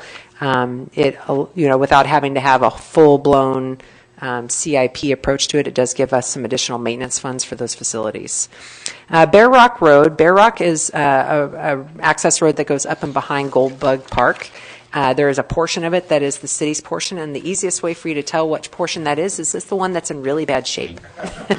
So we're looking forward to fixing that up and cleaning up that area. And, the blessing about going after each of these projects systematically is the intent is, okay, well, once that project's done, we don't have to come back to it for a while, other than a little tune-up. So it becomes a little bit easier for us to manage that workload. And historic City Hall parking lot repaving, we have set aside about $100,000 out of the Downtown Parking District Fund to repave and restripe our historic City Hall parking lot that wraps around ketchup and mustard. It's getting a little worse for the wear. It's had a good life, so we're going to be fixing that up here in the next year.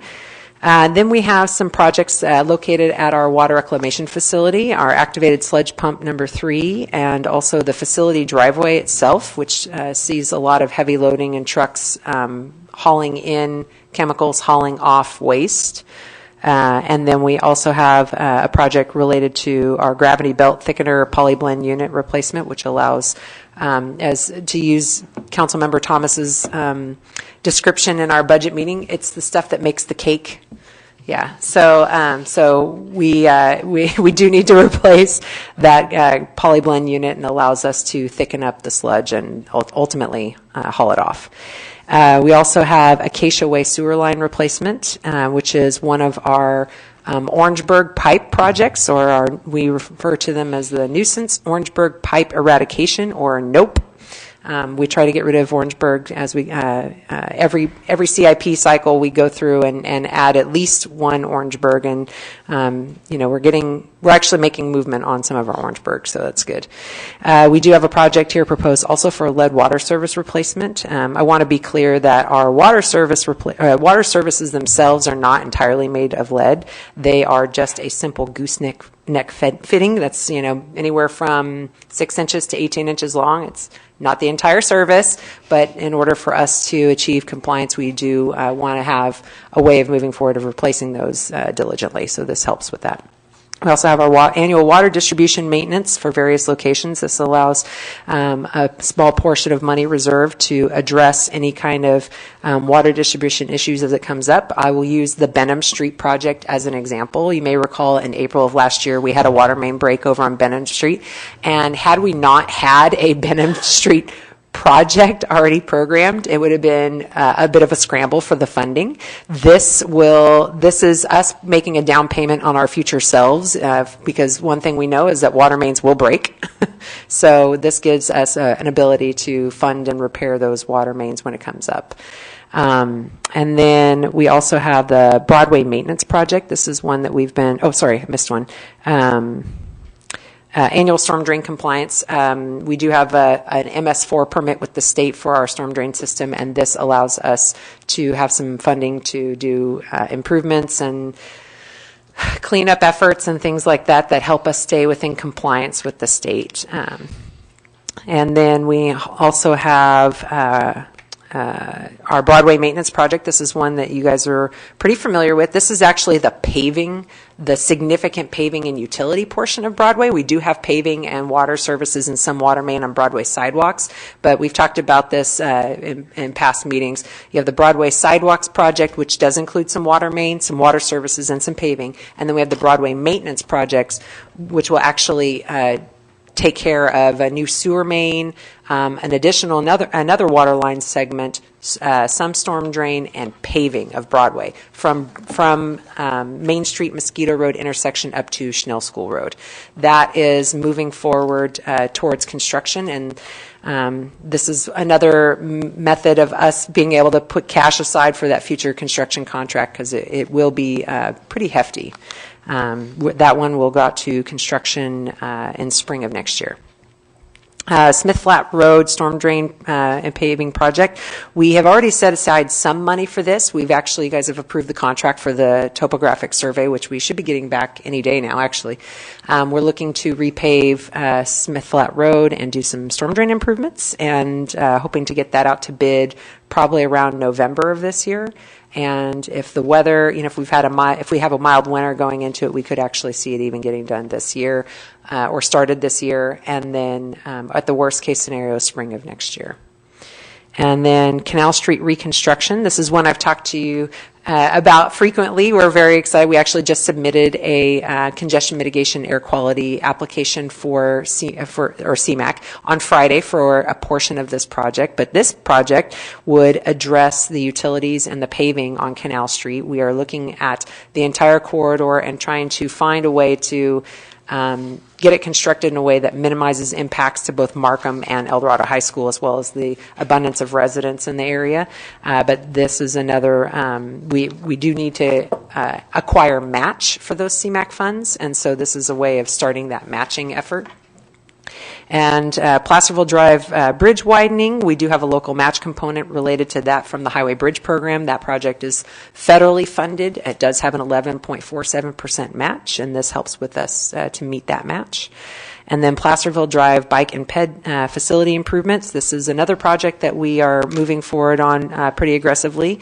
And we are in need of match for that as well. We are also submitting tomorrow an active transportation program application for the amount of it's just shy of $18 million. To construct bike lanes, sidewalks, and do full active transportation improvements, as well as pavement improvements on Placerville Drive from Lawyer Drive up to Cold Springs. And that would go out to construction concurrently with the bridge. So that one's looking about, if right-of-way goes smoothly, it could go out to construction spring of 24. If right-of-way takes time, it'll be spring of 25. Then we also have our water valve replacement project. This is a project that's been on the books for a while. We keep depositing some money in there to help us get some of our water valves tuned up and have us have better control over our water distribution system.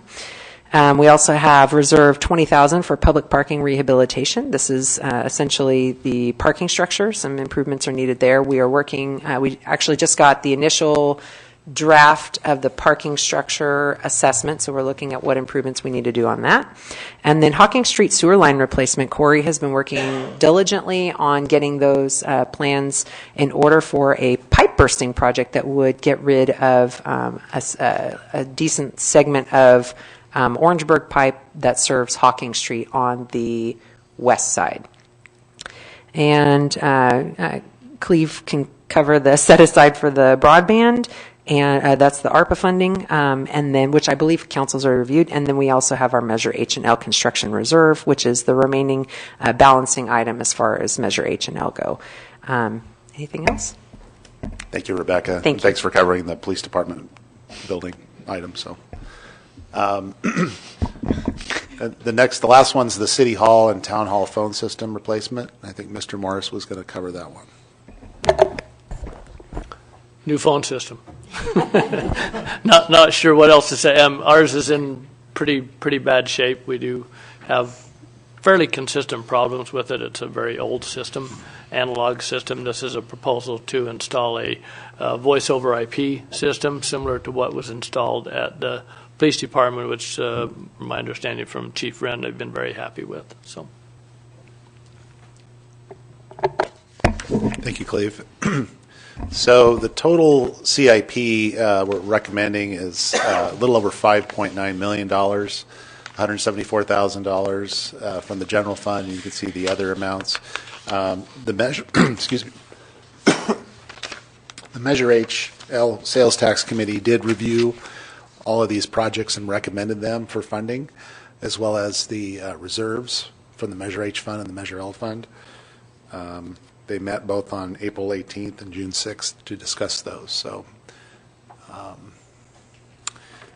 lastly, we have some remaining items that we need to take care of. One would be the adoption of the budget. So if these proposals look good to you, we will bring back the 150-page document that has all the details on June 28th for you to consider adopting.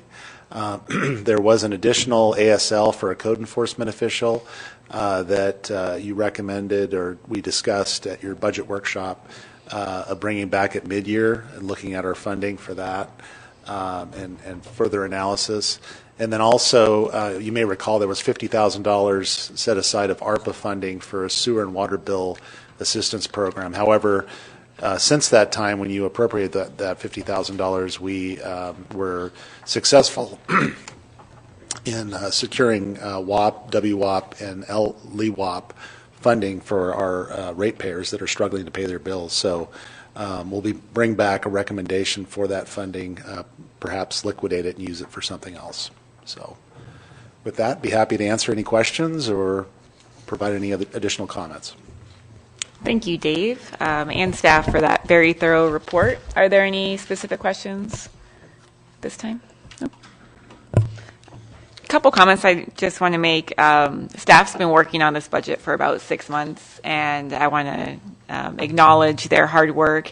This is the first year that we actually had some money to work with, and it feels really good to be able to get law enforcement resources that they need to be able to get additional staff to our departments, take care of some deferred maintenance that we've been kicking down the road for a really long time so that our city functions more effectively and efficiently.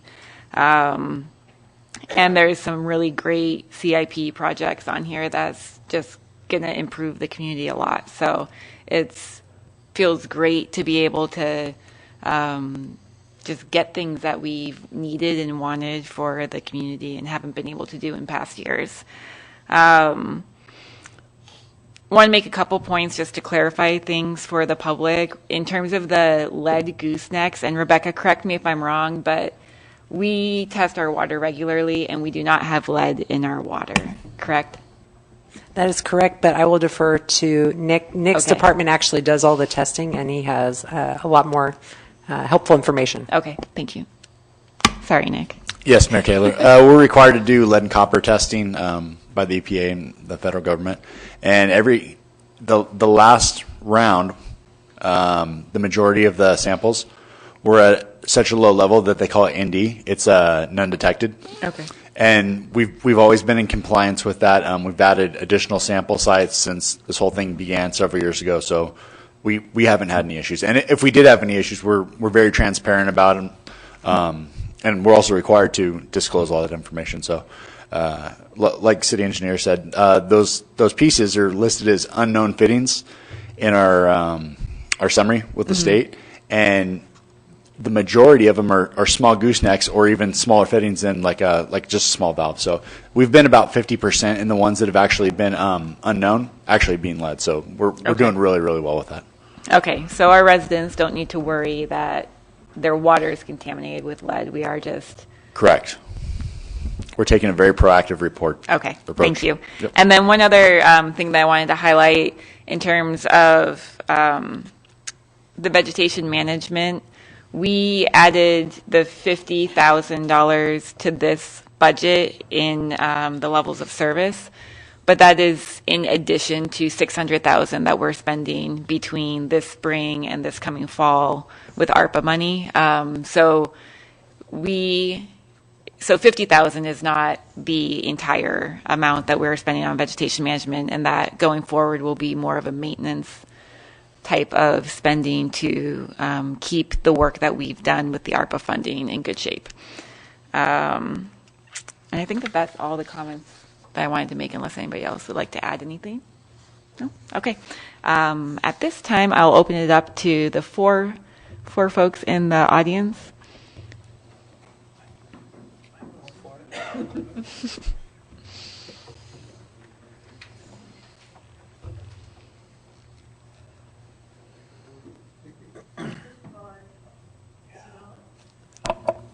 Now it's on. Okay. Sue Rodman, member of the Measure H&L Committee. And I'd like to say David's absolutely correct when he says we went through all of these CIP projects and said, yes, this is what we really need to do. We agree with Rebecca and on what we need to do. Now, as just an individual, I'd like to make a couple of other comments. Yay for the fuel reduction. I'm glad we're going to use our ARPA funds as much as we are for that. And I think putting the $50,000 in as a marker to continue so that we don't lose that work that we put in, because it does grow back. I'm glad to see we're going to do something about our courtyard. Those guys work really hard to take care of us, so we do need to take care of them. And the other thing I would like to say is we've got to support our police department. The CAD RMS is absolutely necessary. You've got to have interoperability and end this data mining stuff. The chief is right when he says we need to learn who's who in the zoo. So those are my comments. Thank you, Sue.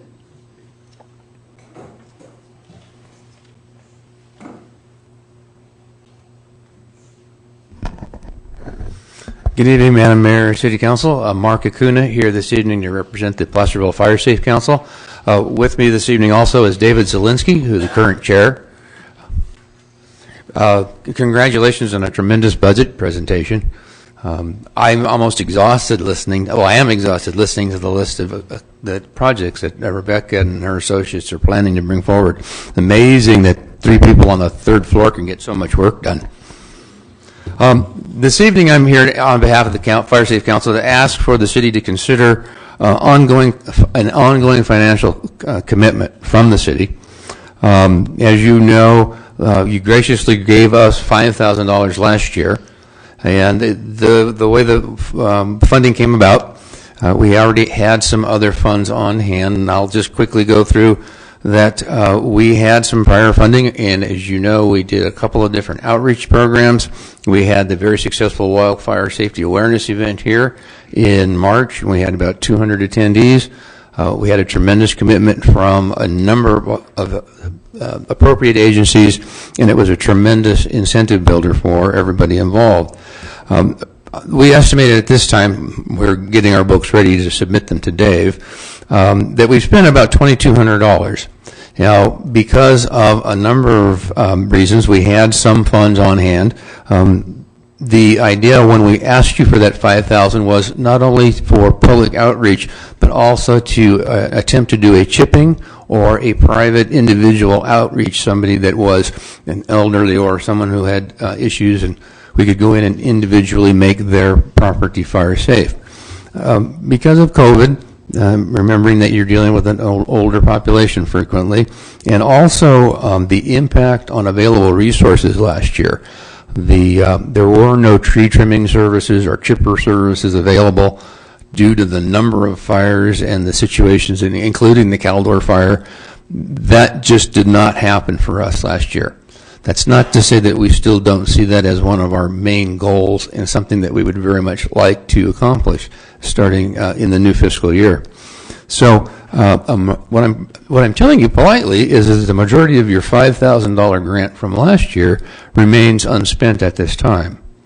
However, we do have great hope, as I mentioned, to get a chipping program put together. And since our wildfire event in March, you may have heard about Firewise Community. The Firewise Community, it's an opportunity to work with first responders and the community to really prepare folks and take that preparation to another level.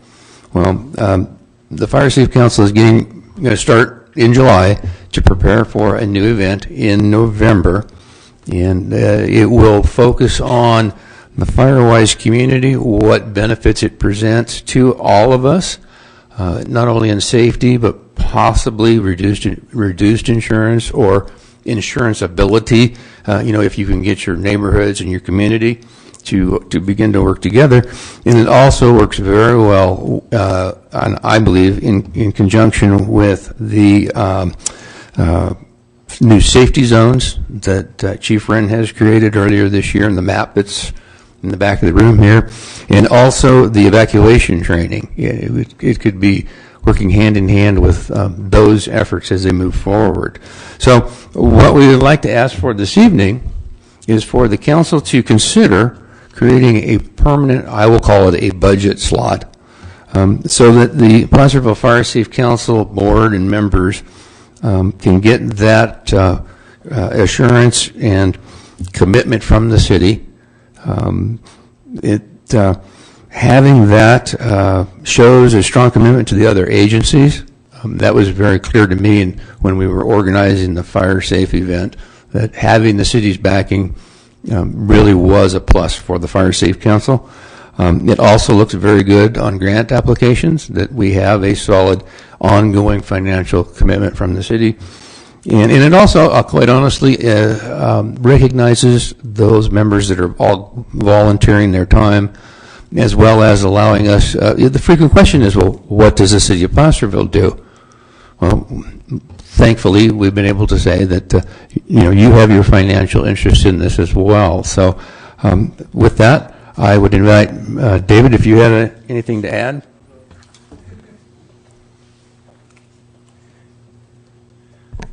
First of all, marks my adult supervision and to prove I need it. I want to explain to Terry that the right technical term for what's happening in the front of the building unstucco. Thank you. All right. And Chief Cordero, I wanted you to know I wanted to say hi to you, but Chief Wren just had to strain me out on several topics, and he was successful. And Dave, I'm so glad I'm retired. All right. So today, I sent off to Star Walker of the county, who coordinates with Friends of the Seniors, Kathy Lishman, all that, a request for $500 to help a lady near Lions Park, elderly, disabled. She has a disabled brother she's taking care of in the house. They're all seniors. And I did find a resource that seems to be willing to work within the constraint of that $500 Friends of Seniors grant. However, should there be a need for more, that's the kind of thing we're going to do. And that was identified during our awareness event. I did hope Tribal Fire would get to it, but they're very busy. So, and I have one or two other identified. So we will find some more. The goal is to turn all of the city into a fire-wise community. Chief Wren's quadrants are a little bit confusing, but fine. We'll work with them. And then we'll have a few extra spheres of recognition where, if you look at it, there's a lot of holes, and we cover some of the things inside in the Fire Safe Council. But with that fire-wise, everyone is going to be incentivized. We hope you get a little insurance break. A lot of times, like out on Bear Rock, I heard that one of our residents there got 8 or 9% reduction because of their being a Firewise community. And so the incentive is that, but the real incentive is we just want to save 10,000 lives. Very simple. And the goal is to have everybody do the vegetation mitigation they have to do, and maybe a little home hardening while they're at it, and explain that. And I'll be at the fair Thursday from 11:45 to 3:45 for El Dorado County Fire Safe Council, and so you can say hi to people all 4 days that it's open at the Fire Safe Council. And there'll be some other fire agencies there too, I think, right? Okay. All right. Any questions, or want me to go away? No questions. Thank you, Dave. Thank you. Thank you very much for your time.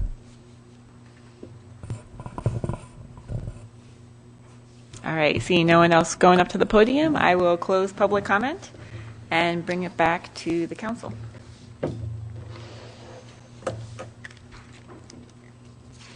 The one thing, or a couple of things, but I don't know. I guess it's Rebecca Cleve. In terms of the our hole that we have at Chap House, I don't know. I mean, if that's something that we wanted to look at in terms of, I mean, are we just looking at grant funding for that, or how we? I forget how we're attacking that one as we look at the budget here. I didn't see a CIP for that one. So we already have a CIP established for that one. It's we haven't added funding to it. It would be considered, Hangtown Creek is the main drainage conveyance for the city, so it is considered a drainage facility. We are currently developing some conceptual layouts for that property. I owe the property owner an update on that. I've been working today on developing a schedule that we could reasonably stick to, and it will get addressed this year. You will see it come forward as an agenda item, likely either the first meeting in July, because we go dark in the second meeting in July, or the first meeting in August. But it will be enough of an effort where it will likely need to go out to informal bids. So you will see requests for direction on what you would like done there, and then requesting permission to send the project out for informal bid. Okay, great. Thank you. Sure. My only other thing, and this is really for my colleagues, I think, is I'd still like to have a placeholder. It's kind of like what we do with Rebecca in terms of the $25,000 to try to be forward thinking. But I'd love to be able to put something aside to look at our historical asset management. I know we've talked about this. I know it's an expensive amount. I know Pierre and I have had some preliminary discussions, and it's not a cheap thing to do if you want to do it right. But even if we could just get like an RFQ kind of put together to get a better sense of what that might entail. But I really think, again, it goes back, I think it was 1984, the last one was done. And it was only sort of partially finished. So we're behind on that. I'd love to have a better sense of the assets that we have and just flagging our history. I'm hoping that we would get private funds to be able to help with this. And, I want to be able to help lead that effort as well. But to the extent that we could have, I don't know what it would be, 10,000, I'm not sure. And maybe I'm going to put Pierre on the spot to see if, just to get an RFI or something in place. But one, just wanted to throw it out there to my colleagues, and two, Pierre, anything if you wanted to add on that would be greatly appreciated. Yeah, I don't have really anything of value to add at this point, but certainly we can talk more offline and maybe bring something back, and we can do an RFQ or something of that nature. That'd be great. Thank Michael, you. are you thinking do an RFQ, see what quotes come back as, and then maybe put that in the next year's budget or the mid-year budget? Yes, exactly. Because I don't know. I have no idea what something like this would cost. I've heard anything from $25,000 to $250,000. Depending on how how much work goes into it, how much we could get for maybe college students to do, but also knowing that you have to have somebody kind of leading this project up. So yeah, I'm open to ideas, but I just want to make sure that it stays it's something that happens. Yeah. That's a good thought. Do you have a dollar number that you want to attach So to a placeholder. If we could placehold 10,000 just to program some time in and to see if that's enough to work on a RFQ, and then if it's more than that or something else, then we can come back or we can reprogram it if that's not going to work. So let me ask you, since we're doing this, what is your perceived value of having that inventory? I think it would help us as we move forward. Well, one, I think it would allow us to. The Planning Commission and we use it often, not often, but enough when we have projects that come before us. It's certainly, we've had other projects come before us that didn't have objects, didn't have buildings on there, but if we had an updated one, even if it did on there, even if they weren't on there, we could say, well, we just, we did a 2024, historical asset, and those facilities aren't on there, or we have just more information about what other things might be. I think it gives us a better sense of what maybe a downtown historical district could potentially look like, and what those parameters would be, and also to tell us, because I think there's always been this worry that this is going to really hurt business owners downtown, or at least that's been one of the worries, but what are some of the things that could come forward out of that would be helpful, versus as this being something that would diminish their ability to take care of their own properties. And then, just to preserve and at the end of the day, to preserve our history. We've talked about, like miners on Main Street, just having more of that information available so that we could share that with future generations. So I see it as a legacy thing for the city, a better sense of what we have, and then maybe opening more ways for us to pull down historical preservation funds as well for different districts, things like that. So that's kind of what I was thinking. To that point, I just want to ask Cleve, I thought that I've seen that on the Peak agenda. Is Peak working on some aspect of that? They are doing just some initial work. It is one of our strategies with Peak, and we have a subcommittee that is currently looking into it to see what currently exists, what would need to be done to, I don't know that they've really looked yet into what adding to it, but making sure that what we currently have is accurate and how it can be improved upon. Their idea is to work with the Historical Society to look at what we currently have and what they can do there. So, but this could be folded into that, I suppose, as part of their process. But not that they could do the work, but they could do kind of that initial looking at it to see what needs to be done. When we had those two appeals from the Planning Commission, it became very apparent that a lot of damage has been done to historic homes over the years. And I think, in the future, we may want to look at our ordinances because in some ways it goes too far and not far enough at the same time. So, but I think, as we look at maybe making more effective policies regarding historic preservation, having the information would be helpful, instead of just trying to make changes to policy without, real information to back it up. So I think that there is value to it. My understanding, and correct me if I'm wrong, is an RFP doesn't really cost money, aside from, there's staff time involved in putting it Just together. the staff time. The only thing that I would throw out, just a reminder, is the workload for staff to put that together. I'm not trying to make excuses, just we are very busy right now. So, and I do recognize too, I want to emphasize, I do recognize it is an important project, and just, anyway. Yeah, and in my mind, it wouldn't be something that has to be done, even in the next 6 months necessarily, but something that. Do we want to wait for Peak to do their thing and kind of see how look at it mid-year? And Is Peak going to get to it by mid-year? I mean, I don't want to. I hate to. I just want to make sure there's a commitment. I guess that's what I'm saying. I know it's at peak, but that doesn't necessarily mean that anything will come of it. We could, if this is what the council wants to do, I mean, we could just kind of, like those CIP projects that have $25,000 in them for, the initial engineering. It's like we could just start a fund for it, contribute as we are able to, do the RFP as we're able to, and then, by the time it comes around to actually going out and making something happen, we would have some funds to at least leverage. So that's something that we can certainly discuss. Another thing that in terms of this budget, another thing I wanted to look at was the Fire Council's request. I'm sorry, the what? The Fire Council's request. I am in favor of, continuing to support them.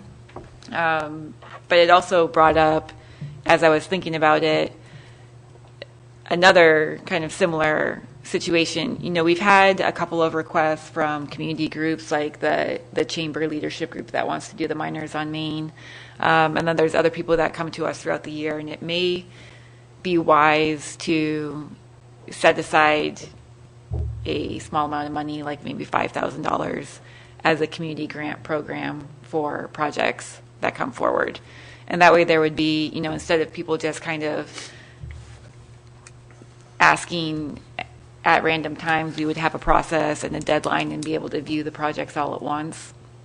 So that's something that I would like my colleagues to consider. I like that idea. I'm just listening to everything we're talking about, and I know that staff doesn't have enough time right now to do everything that we've put on their plates, and there's 2 more proposals right there to put more on their plates that they don't already have enough time to do what they're doing. I just want to make I hear that. I did talk to Cleve about the community grant program, and he mentioned that there's already an application in place from past years, and that it would not really be a substantial amount of staff time. We had a program a few years ago. So the program is basically set up, believe that we could use. We would still have to administer it, but hopefully not a whole lot. It'd be a matter of putting the notices out that we're accepting applications and then bring those back to council for awarding the grants.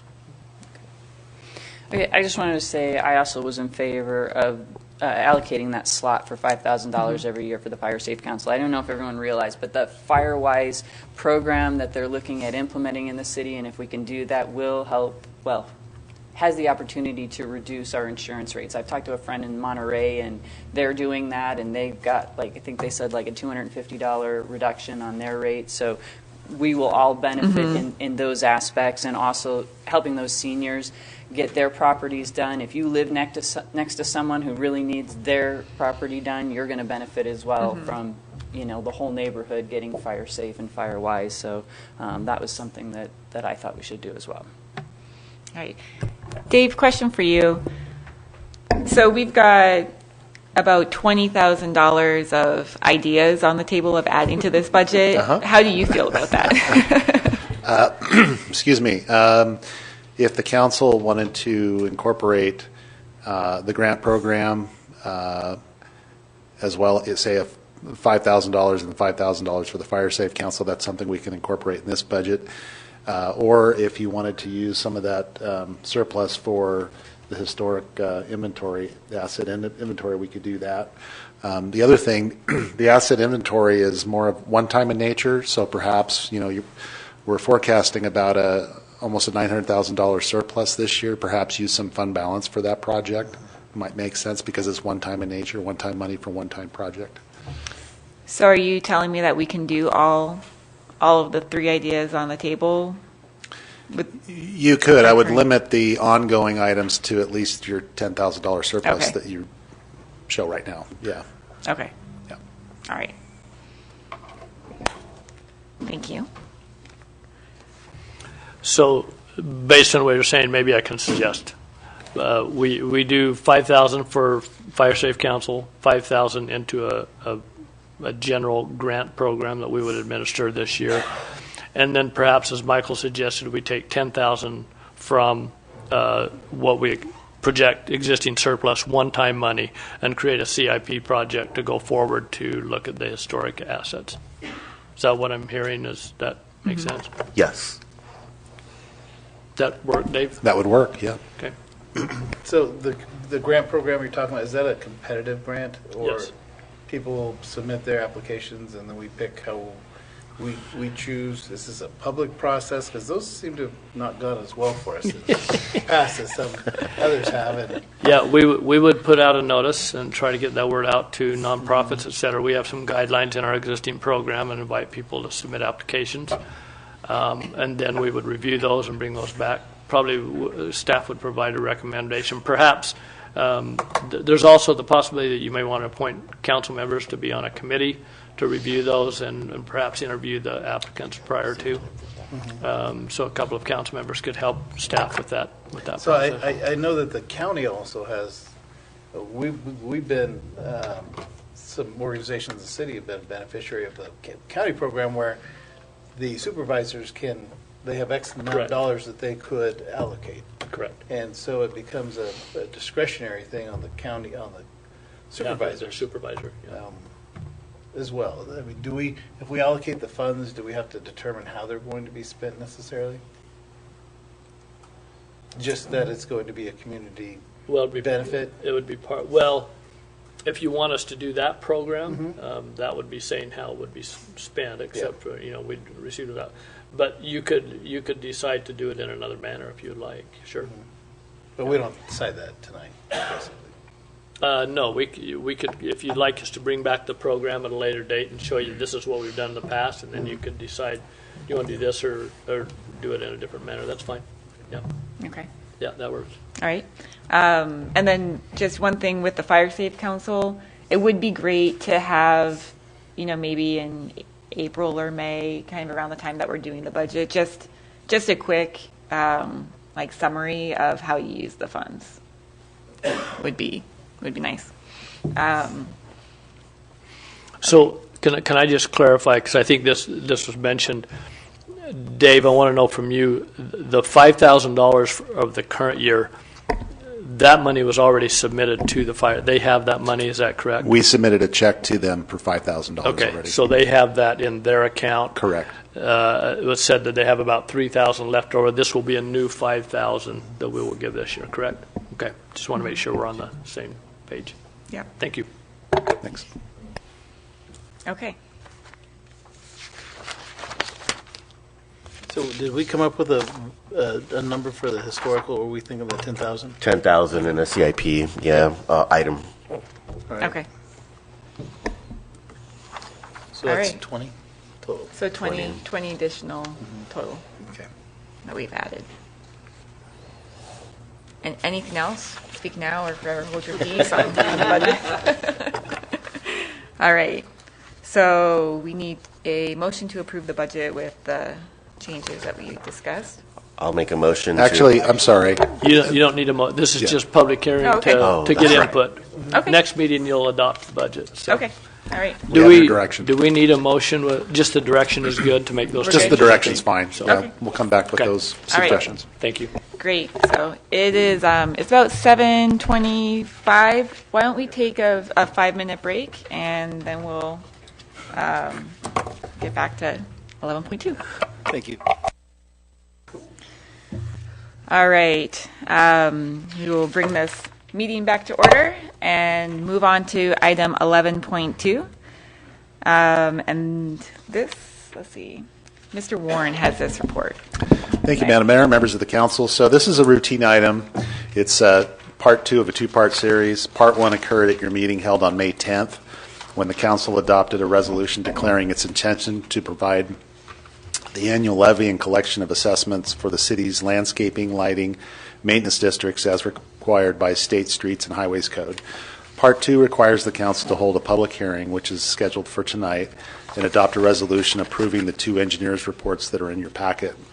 The city currently has 2 LLMD districts, Orchard Hill and Cottonwood Park. The engineer reports for both districts present status quo budgets and levy amounts. The current level of assessments for both districts are adequate in covering the basic costs for operating and maintaining the districts for fiscal year 22-23. It's important to note that neither district have built-in inflators to help offset the rising costs of maintaining the identified lighting, parks, and open space.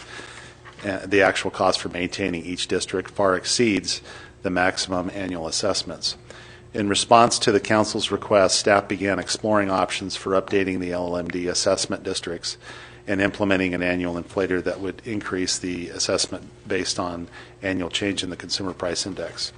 The city obtained a proposal from its consultant NBS to update Orchard Hill LLMD, including performing a special and general benefit analysis that worked to increase the assessments. The cost of the proposal was $29,500 plus customary out-of-pocket expenses. The base cost is actually $9,000 more than the annual assessments, which totaled $20,464. Because the Orchard Hill LLMD does not have any reserves, the $29,500 proposal was determined to be cost prohibitive. Staff has decided to take a hybrid approach and perform a study in-house with MBS's assistance, which would cost much less. Staff plans on presenting an update to the council this fall. The remaining phases 4 and 6 phases 4 and 6 of Cottonwood Park LMD are currently under development, and the final parcel map is anticipated to be completed this fall or winter of 2023.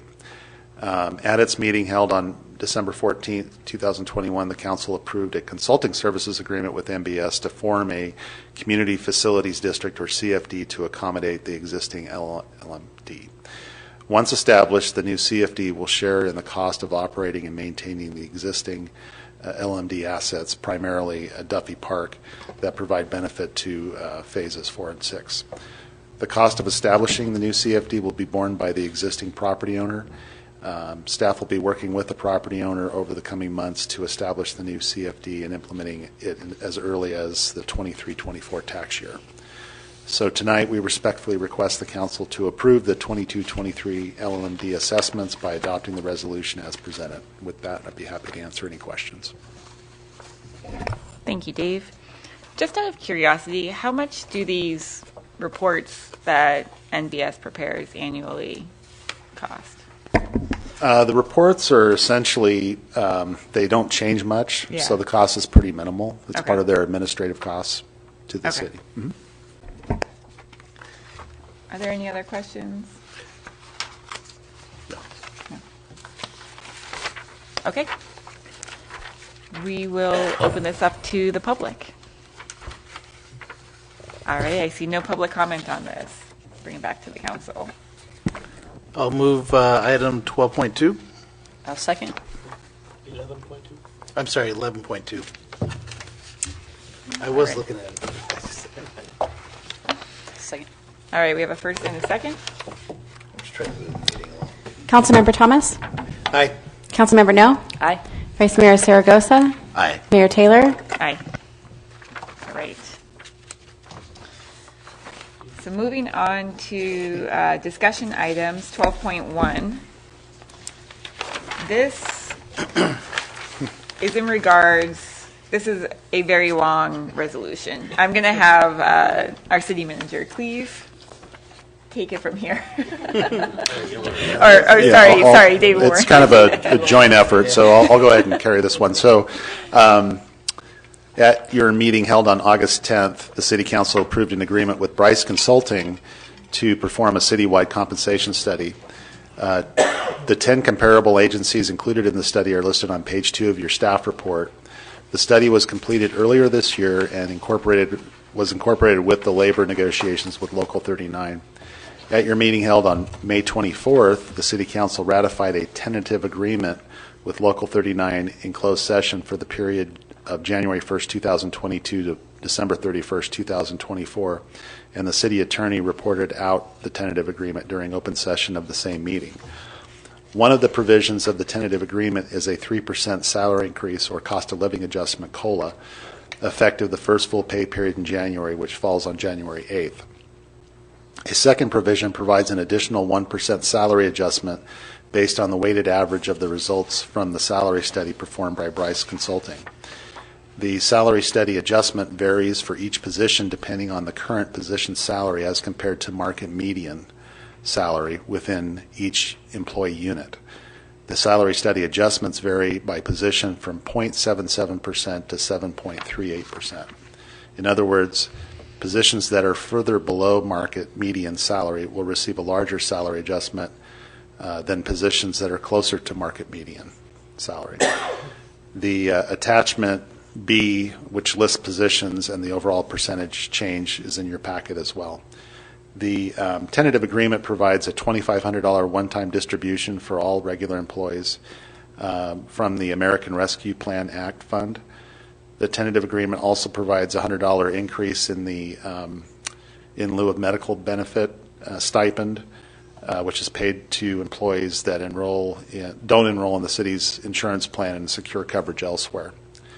Accordingly, staff recommends the council approve a new salary schedule with the 3% COLA and the salary study adjustment for all affected non-sworn positions.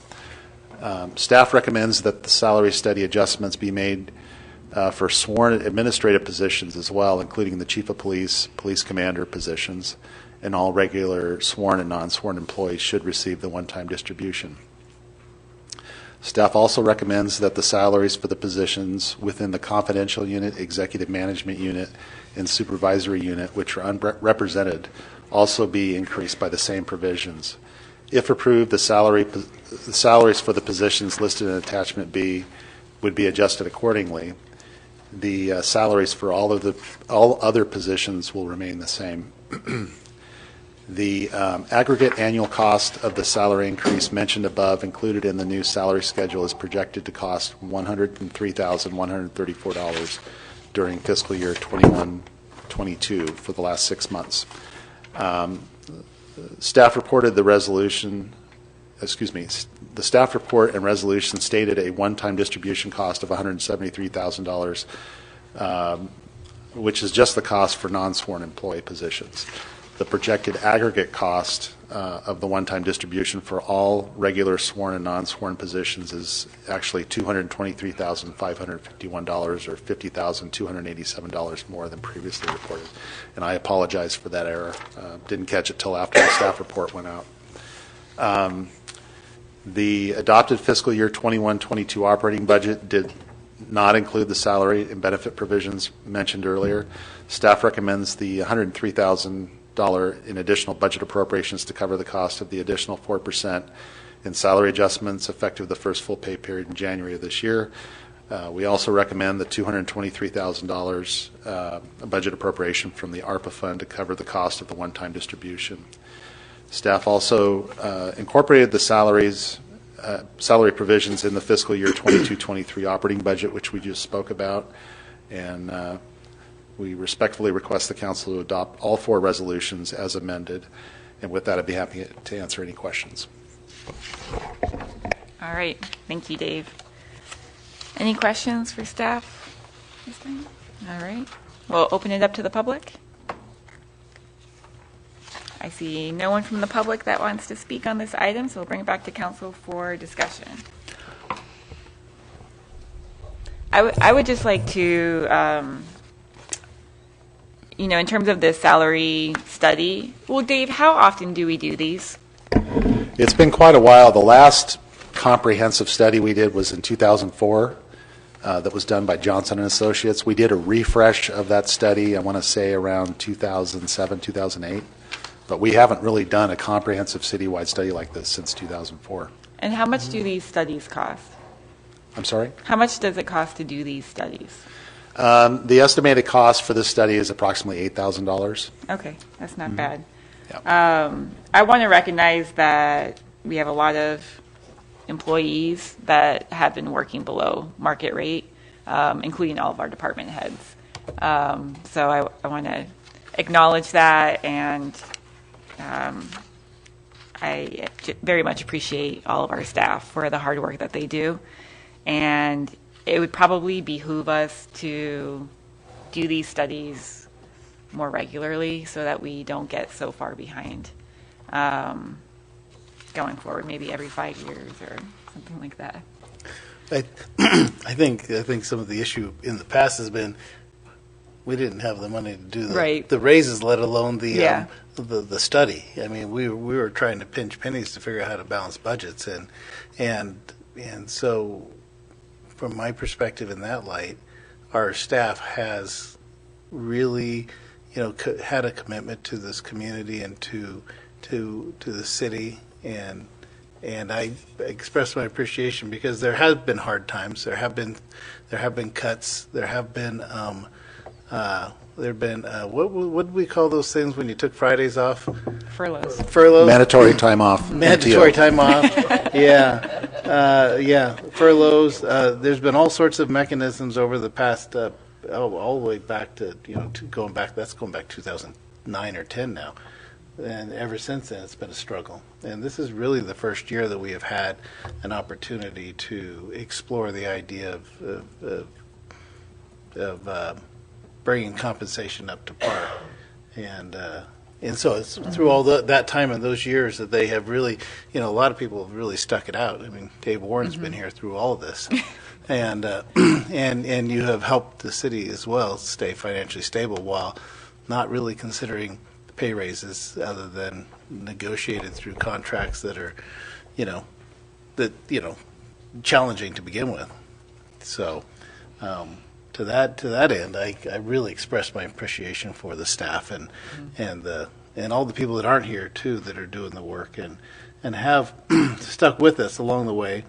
And hopefully this was a kind of, I wouldn't call it a windfall, but an opportunity where, revenues have gone up. Hopefully it stays stable, and this makes sense, and it continues to make sense as we go forward. It's always nervous, and we're putting money away, so that's good too. So I think that's it. It's just, I think the people in this room are a lot of people that have been here. Pierre, oh my gosh, how long? You've been here. I mean, you've been doing an amazing job as well. There hasn't been an opportunity where staff was added to you for the most part. So it's usually like, okay, what do I have to give up this year? What do I have to give up this year? What am I, and every year it's been like that. I mean, I look at the third floor's office, and there's a lot of desks in that third floor that are not occupied any longer, and that's a huge issue.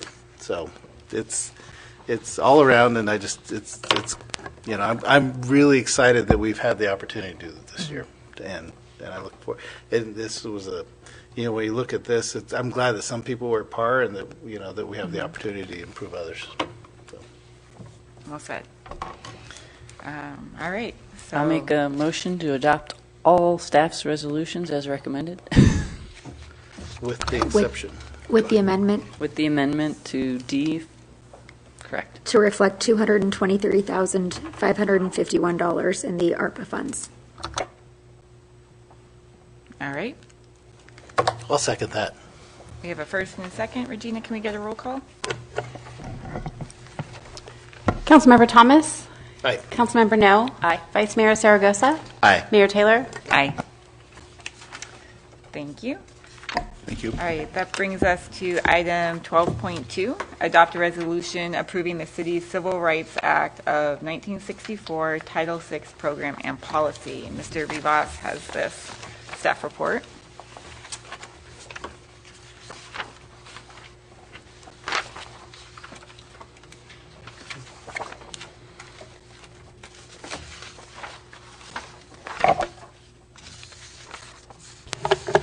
Pierre, do you have Pierre. are you ready for You're up. 12.2? I don't think we're all scared.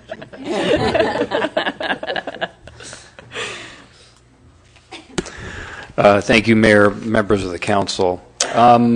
Just to give a little background on this item, the Civil Rights Act of 1964 outlawed discrimination on the basis of color, religion, national origin, and gender. The text of the law is organized into 7 sections, Title 1 through Title 11. So Title 6, which is the subject, prohibits discrimination on the basis of race, color, and national origin in programs or activities that receive federal financing assistance. So Title VI of the Civil Rights Act of 1964 reads, "No person in the United States shall, on the grounds of race, color, or national origin, be excluded from participation in, be denied the benefits of, or be subject to discrimination under any program or activity receiving federal financial assistance." So the city is a recipient of Federal Transportation Administration and FHWA funding. The city is required to adopt and implement a Title VI program that demonstrates that no federally funded transportation program or service provided by the city creates discrimination towards any demographic of the population served by that program or service. The city is a recipient of Federal Transit Administration funding for its Mosquito Park and Ride facility. It's also known as Placerville Station 2. The Title VI program is required to be updated every 3 years, and I hate to admit it, we're a year behind, but we're before you now. It's been 4 years, and submitted to the appropriate federal agency for direct recipients of federal funding for review and approval. The City Council originally approved the Title VI program on July 10th of 2018. The city, as a subrecipient of the federal funding, is required to demonstrate compliance with Title VI program requirements to the appropriate administering agencies of these federal funds. For our park and ride facility, the administrative agency or direct recipient in this case is the Sacramento Regional Transit District. Although the city does not directly provide for transit-related programs or services, the city is still required to ensure Title VI compliance for activities that are funded with federal FTA funds, such as the improvements to be made to the Placerville Station 2 Park and Ride facility. El Dorado Transit Authority does administer its own Title VI program. So once approved by the City Council, this Title VI program will be submitted to the Sacramento Regional Transit and Caltrans upon request for review for compliance as a subrecipient. The Title VI program will continue to be implemented by the city, with each department responsible to ensure compliance with the programs and services under their purview. So I just want to add and emphasize again that the city does not provide transit services. That is the El Dorado Transit Authority that does so, but this is a requirement to have this program. This program was developed in accordance with the circular that was approved back in 2012.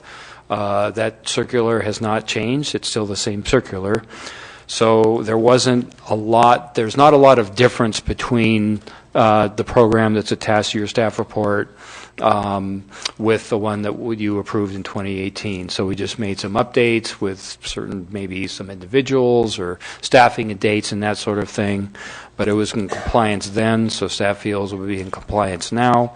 This will just ensure that we can keep the Placerville Park and Ride program project moving forward and be in compliance with these requirements. So with that, staff is recommending that the council adopt the resolution approving the city's Civil Rights Act of 1964, Title VI program and policy. And that concludes staff's report. I'd be happy to answer any questions you have at this time. Thank you, Pierre. Are there any questions at this time? All right, I'd like to open this up to the public.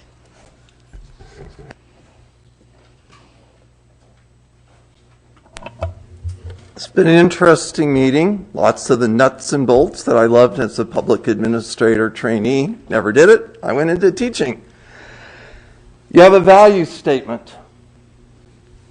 A unique, historical past forging into a golden future. Can I show of hands? Who was alive in 1964? I was. That's 3 generations. I am the grandparent of 3 young black residents of Placerville. Why do I have to say black when they're not black? They're mixed. They're black and white. But every black friend I says they're black because our society still sees black. The Civil Rights Act of 1964 built on the 1957 Act by President Eisenhower, which built on the Reconstruction Act of 1875, which was undone. We take steps back. It went away completely, and they had to bring it back.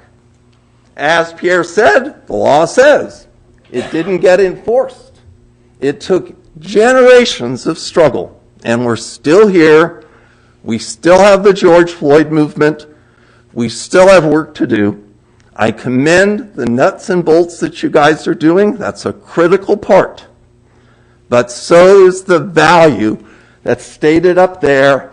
And if you look at it carefully, the shadow of the noose is still there. I understand it's hard to change symbols.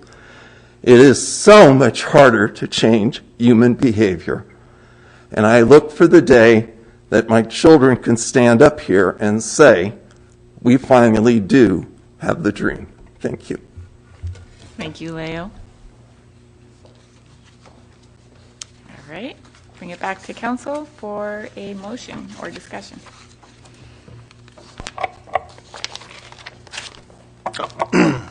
I'll make a motion to adopt 12.2. I'll second.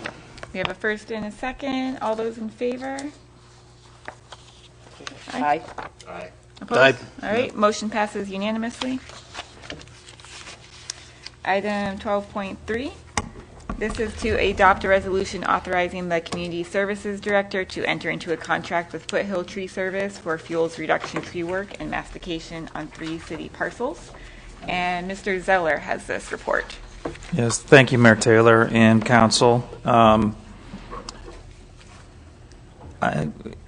The background has been discussed before in other agenda items that we've had, but just for the sake of anybody listening, we did have an attempt. The Community Services Department did attempt to land a state fire reduction grant in 2021. That grant was not successful, so the council picked up the scope and was able to apply ARPA funding for this year, $409,950, and that funding is being applied to these quotes that I received. We have already had quotes for goat services awarded for these 3 parcels. That's the Gold Bug for 40 acres, Lower Main Street slope underneath the El Dorado Trail at 5.84, and Lions Park, 7 acres. Quote requests to tree service companies following our goat grazing quotes yielded 2 responses. We had one from Foothill Tree Service and Mountain Enterprises, and you can see that the totals are as follows. Foothill was the lowest qualified bid quote at $167,025. It's worth noting also that both companies were given the same documents for preparing their quotes. Each was given a site review of the properties by myself, and any additional clarifications made by either company were shared with the other to ensure equity. So the fuels reduction for these 3 properties will follow closely behind the goat grazing that was approved in April, and I do have a hard date of July 5th. They're just finishing up in Folsom. So that would be the date to start, and we are going to be focusing on Gold Bug for that. But for tonight's purposes, I bring to you the Foothill Tree Service low quote of $167,025.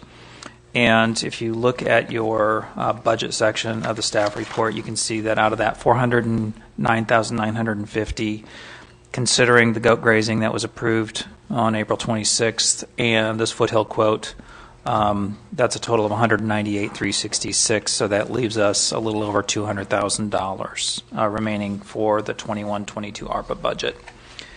And that is well within the budgeted amount for this service. So I can answer any questions, but we are looking for an approval for authorizing me to enter into a contract with Foothill Tree Service for fuels reduction on these 3 properties. Thanks. All right. Thank you, Terry. For that $211,000 balance, are we looking at purchasing equipment with that money for continued maintenance, or is that going to come back to council to be reallocated? Or Let me respond. Yeah, we are still looking at some equipment that we want to purchase. I think we're close. I've been working with Nick and Terry on that. So this is a potential funding source for that we can look at as we come back. So. Okay. All right. Are there any other questions? I had a question. Thank you, Mayor. Terry, any concern on the big discrepancy, but the large discrepancy between Mount Enterprise and Foothill for Goldbug? Are we going to get like change ordered up on that? Because the other ones were fairly aligned. I mean, there was obviously lower prices, but that's a big difference. Right. No, we're looking at them doing the work up to and not exceeding that amount. They, like I said, they both had the same amount of information. I reviewed the quotes and feel confident that they both were bidding off the same plate. A lot of times there's discrepancies based upon availability of getting the work done and bringing on new crews and things like that. So I would say that we're still within the realm. I don't think we're going to find any surprises in this cost, but I do want to be sure that we're moving forward and before we spend that $211,000, making sure that we're focusing primarily on our fuels reduction. Okay. Thank you. All right. Seeing no other questions, I will open this up to the public.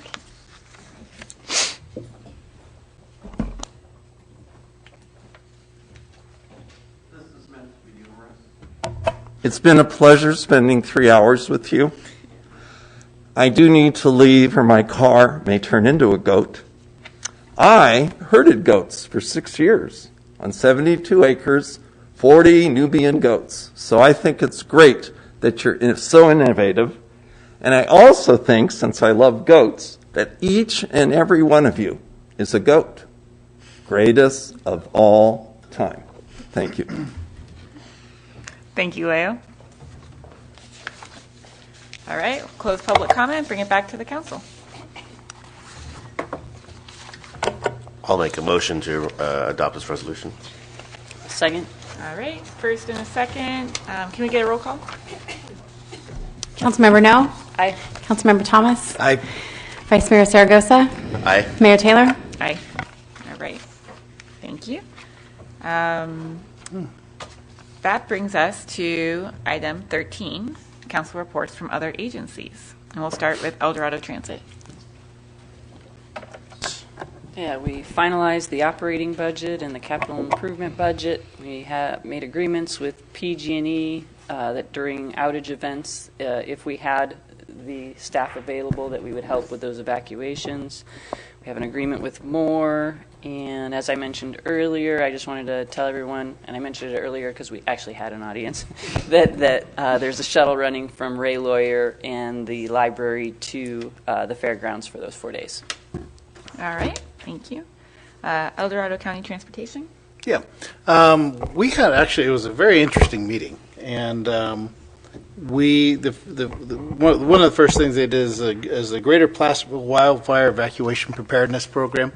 And they were basically identifying the stakeholders, who all the people that should be sitting down at the table. They had a wide variety of people, all the way from business groups to to all the different police departments, to our city staff, to, I mean, the list was quite extensive, and so they're moving forward with that project, and it's really exciting to see. You know, there's so many different ways that we're attacking this. I feel like I'm talking to people that already know what I'm saying, but I'm doing it anyway. But there's so many different angles and ways that the community is working towards getting ourselves either prepared for wildfire, evacuation, or the like. And this is one more avenue through El Dorado County Transportation Commission that is happening. The other thing on the menu or on the agenda for that day was the trip to green. Otherwise, I'm not even going to try and remember what they call it also, but Rebecca will tell me. It became such a commonly said trip to green that we actually changed the project name officially to Trip to Green. Woohoo! Thank so you. You are correct. Oh, good. Thank you. They did a presentation of what got us here, how we're going to do the Trip to Green program, all the different variables. One of the things that came out of this particular meeting that I found extremely interesting was all of the data from the people traveling on Highway 50, from their financial status to where they came from, where they're going to, where they stopped, how much money they're putting in at various places, the days of the weeks of the travel. So there was a lot of data that helped clarify. You know, we all sit around and talk. You know, I remember Sunday when it was really busy, but it's busy on Tuesdays now too, it seems like, and it was backed up the other day. And so they're actually applying data to it. I got corrected on a couple of things too, because, you know, there's a lot of assumptions that we make based on our own personal experience, and it's nice to have, you know, people that actually do this for a living, that look at the data and don't just make all these assumptions that we get to do sometimes up here. And so they brought a lot of data to the table. You know, eastbound U.S. traffic at Bedford Avenue or at different areas along Highway 50, everything was measured and monitored, and it provided some clarity to the project, what we're going to get out of it. The only thing that I that I think in retrospect, looking at this, is I know that we have a plan for marketing and outreach, and I know that you're participating in this work group, Rebecca. So I think it's critically important that we really push that, because that's something that I didn't really get from this presentation, as well as I think now thinking about it. Yes, so the presentation that was provided was actually we kind of have a couple of folks at the table helping us carry this through. The folks that did the presentation at the commission meeting were really focused on, they are developing the traffic control plans, and they were collecting the traffic analysis data to help give a level of comfort that what we were doing was a good approach, and also to give Caltrans a level of comfort. We do have another set of folks, another team that's actually managing our public outreach for us. And just prior to the commission meeting, we actually had a meeting with them and went through all the materials. There's going to be flyers, there's going to be mailers. We're putting in 2 different mailers and utility bills. There will be a huge Facebook post and constant contact outreach effort.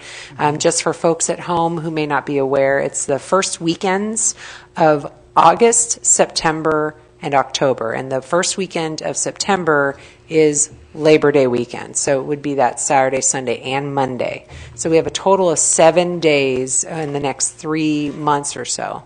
The initial mailer will go out with the utility bill around July 20th, somewhere in there, 10th. July 10th. So that's actually going to be going out pretty soon. You'll start to see some Facebook posts. In the meantime, staff is working on submitting plans for the encroachment permit with Caltrans, who is streamlining it, and they've been walking with us this whole way.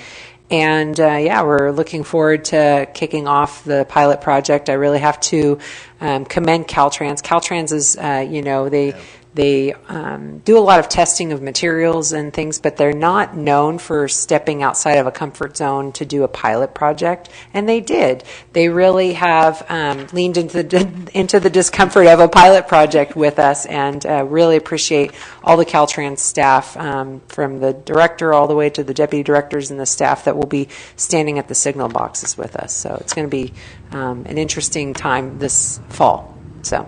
Well, they also recognize that they have some participation financially with this as well. They do, yeah.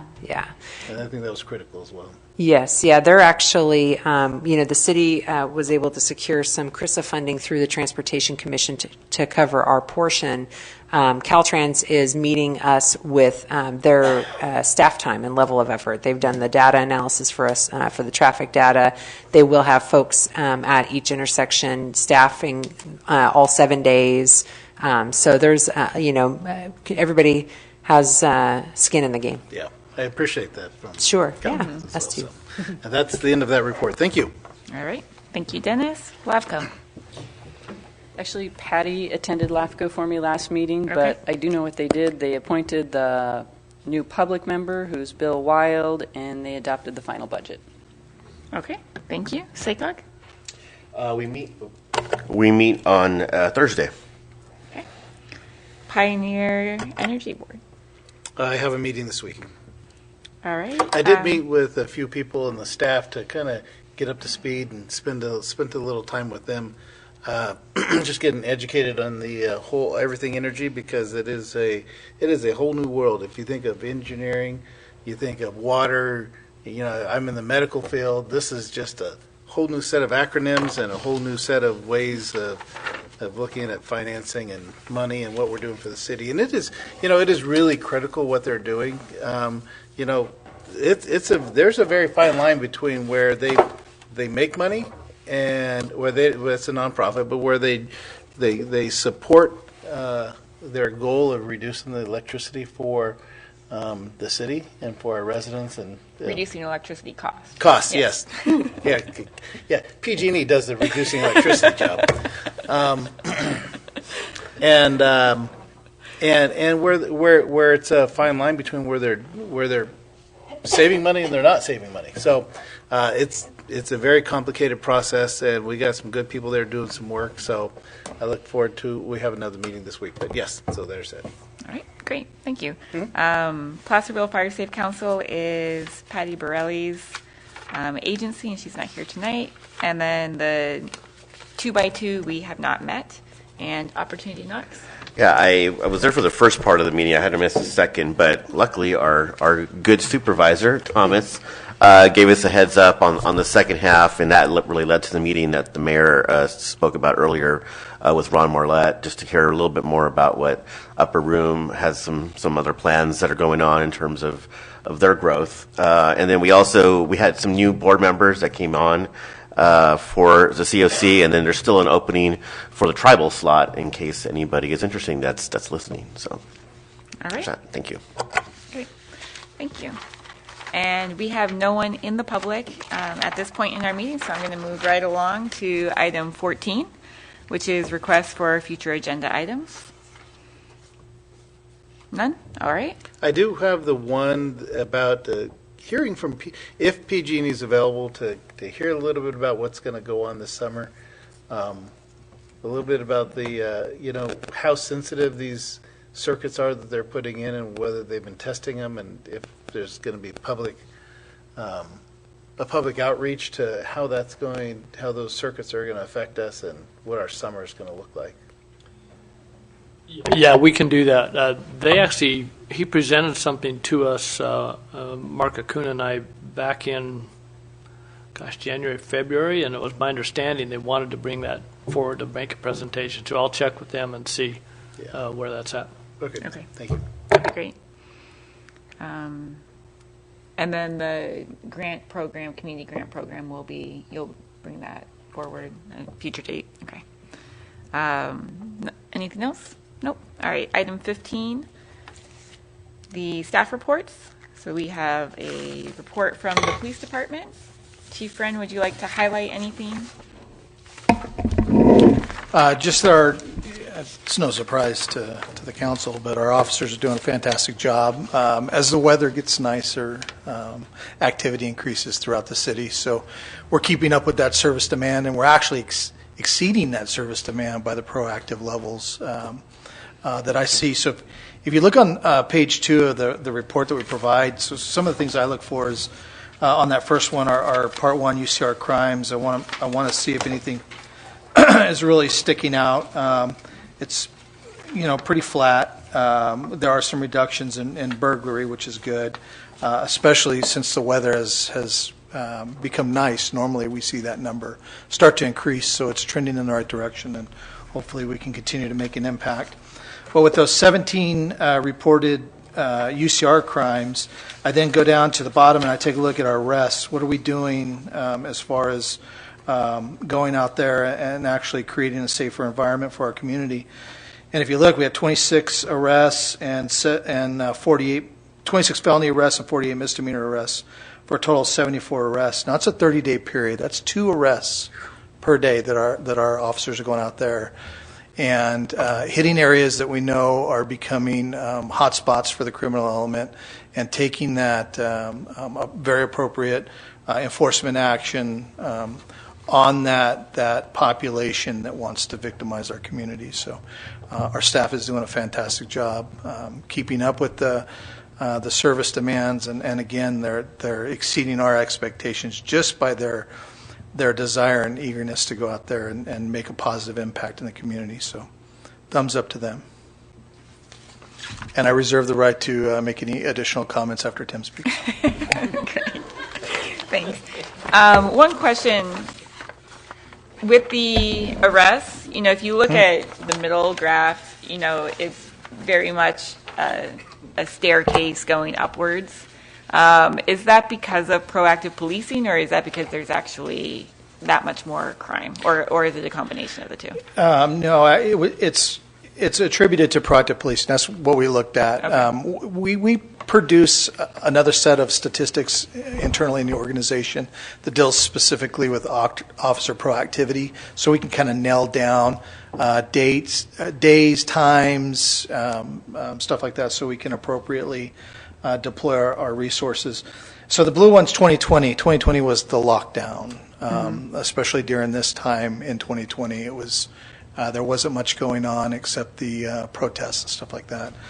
2021, people started to get out and about a little bit more, and then the current level is just directly attributed to our officers out of their cars, checking areas, making traffic stops, contacting folks that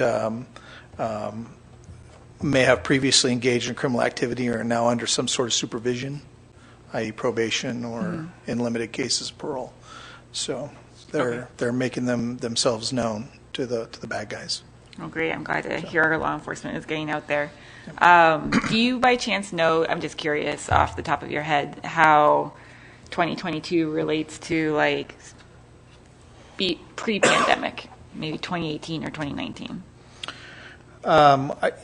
I don't. I know there's an increase in our proactivity level just because of the demographics of our staff. It's a younger department, so they just love being out there. And I wish I can, I wish I can slow them down a little bit because I don't want to burn them out. But they're eager to go every day. It's kind of awesome to witness. Great. Encourage anybody that wants to ride along, give us a call and go out with them. All right. Thank you. Any other questions for Joe? No? I bet your reports are going to look a lot different after you get that new program, maybe, huh? Shirley does a fantastic job finding all this information for us, but when you can just click a button and it's there, it's awesome. I'm going to see how that compares to Tim's one. And the mapping. Well, we won't talk about it. But the part of the CAD RMS also, there's a connectability with Esri GIS, so mapping, so we can better pinpoint specific locations that are hot spots in the city. So nice. Thank you. All right. Thank you. Next is Chief Cordero's report. And I've got to say the cover page looks really nice today. Did you make some improvements to it? Add some pictures? It looks good. Thank you, Madam Mayor and Council. We could easily do some computer-generated reports for the City Council, but we prefer to give you that personal touch, and so you know that it came from the heart and not just a click of a button. So, giving you some photos and things of what our firefighters are doing every day. Unlike the police department, I'm not going to tell you that our folks are out there proactively looking for fires and medicals, but we do respond on a moment's notice. So, with our friends at PD. But in all seriousness, as I reported back in March, there was a kind of an anomaly increase in the call volume for Station 25, and last month in May it kind of crept up again. So I don't have anything really particular. Just those things happen where the units are busier and it's been pretty active for them. A couple of things for us. We will be out at the fair. We'll have our utility, our UTV side-by-side staffed with 2 of our personnel throughout the events, throughout the fair. And then we did also have one of our members that just completed his training and received an arson investigation dog. So we have a new canine that has not yet been sworn in, but it should be shortly. Her name is Denali. And then just one thing of note for the council, I was at a meeting prior to this, and as reported with some of the staffing issues that the fire service in general is having nationwide with firefighter paramedic shortages, our neighbors in Diamond Springs have kind of hit a wall with some staffing shortages, and they're anticipating before July 1st having a brownout, which would be a temporary closure of the medic unit in Diamond Springs. It may go to a permanent blackout for them as far as staffing that unit. With the JPA, we are actively trying to come up with some solutions.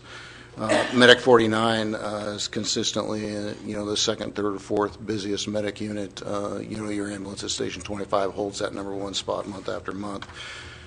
Temporarily, we'll be moving our ambulance from Station 28 in Shingle Springs and relocating it to Station 48, which is the fire station right there, Missouri Flat by Safeway, just to bolster that response into the Corps. We'll be monitoring the calls at the JPA level as far as the impacts the other units. I would anticipate some additional medic unit relocation just to cover that and to give it some perspective. Medic 25 hones in on about 10 calls a day. Medic 49 averages about 8 calls a day. So, those calls are going to have to be picked up by other units. So we're working through that. There may be some staffing changes as far as the model that we're using at the JPA, but we're kind of waiting to see what Diamond Springs solution is to what they're going to do with that ambulance. But it's going to be impactful to the units, but we're doing what we can. So just want to make the council aware of that, just because you'll probably hear some chatter and probably see some things on social media and news outlets. But with that, I hope you like the personal effects to the report. And I'm happy to answer any questions. So is that actually it is very nice thing. The staffing issue, is that just a lack of, are they putting out, are they running the positions or floating the positions? So, it takes 6 personnel to operate an ambulance, and they have 5 of their members that will be going to other agencies on or before June 27th, and so that will leave them with 1. They did recently conduct a testing process. They received, I believe it was 7 applicants. 5 showed up for testing, and I believe only 1 of them successfully completed the testing process. The challenge is real. We've had, it's ongoing. And it's not only up and down the state, but nationwide. And then somebody in your department received a recognition for their service and their quality control program, or is that something that I recall? We have an outstanding firefighter paramedic by the name of Nick Thomas, who manages and oversees our CQI, which is our continuous quality improvement program, which is a review of all our paramedics, their calls and whatnot. And he does do a fabulous job in that. Thank you very much for that. Chief, with the pretty significant increase to medical aid, is that just because the weather's nice and people are out there getting in accidents, or is it tied to, the current COVID situation, or any other explanation to that? Or It's probably more weather related, and as things get, the weather gets good, people get out and about a little more often. While we are still running a few COVID calls, it's not a significant contributor at this point in time. Okay. And then I saw that there was 8 fires in May. Were those just small structure fires or burn piles that got out of control? Or? So the fires would be either a residential or a vehicle, and those stats, if Engine 25 responds to a structure fire, say in Diamond Springs, that's going to count as part of their statistics. So it's not necessarily that those are located within the city of Placerville. Okay.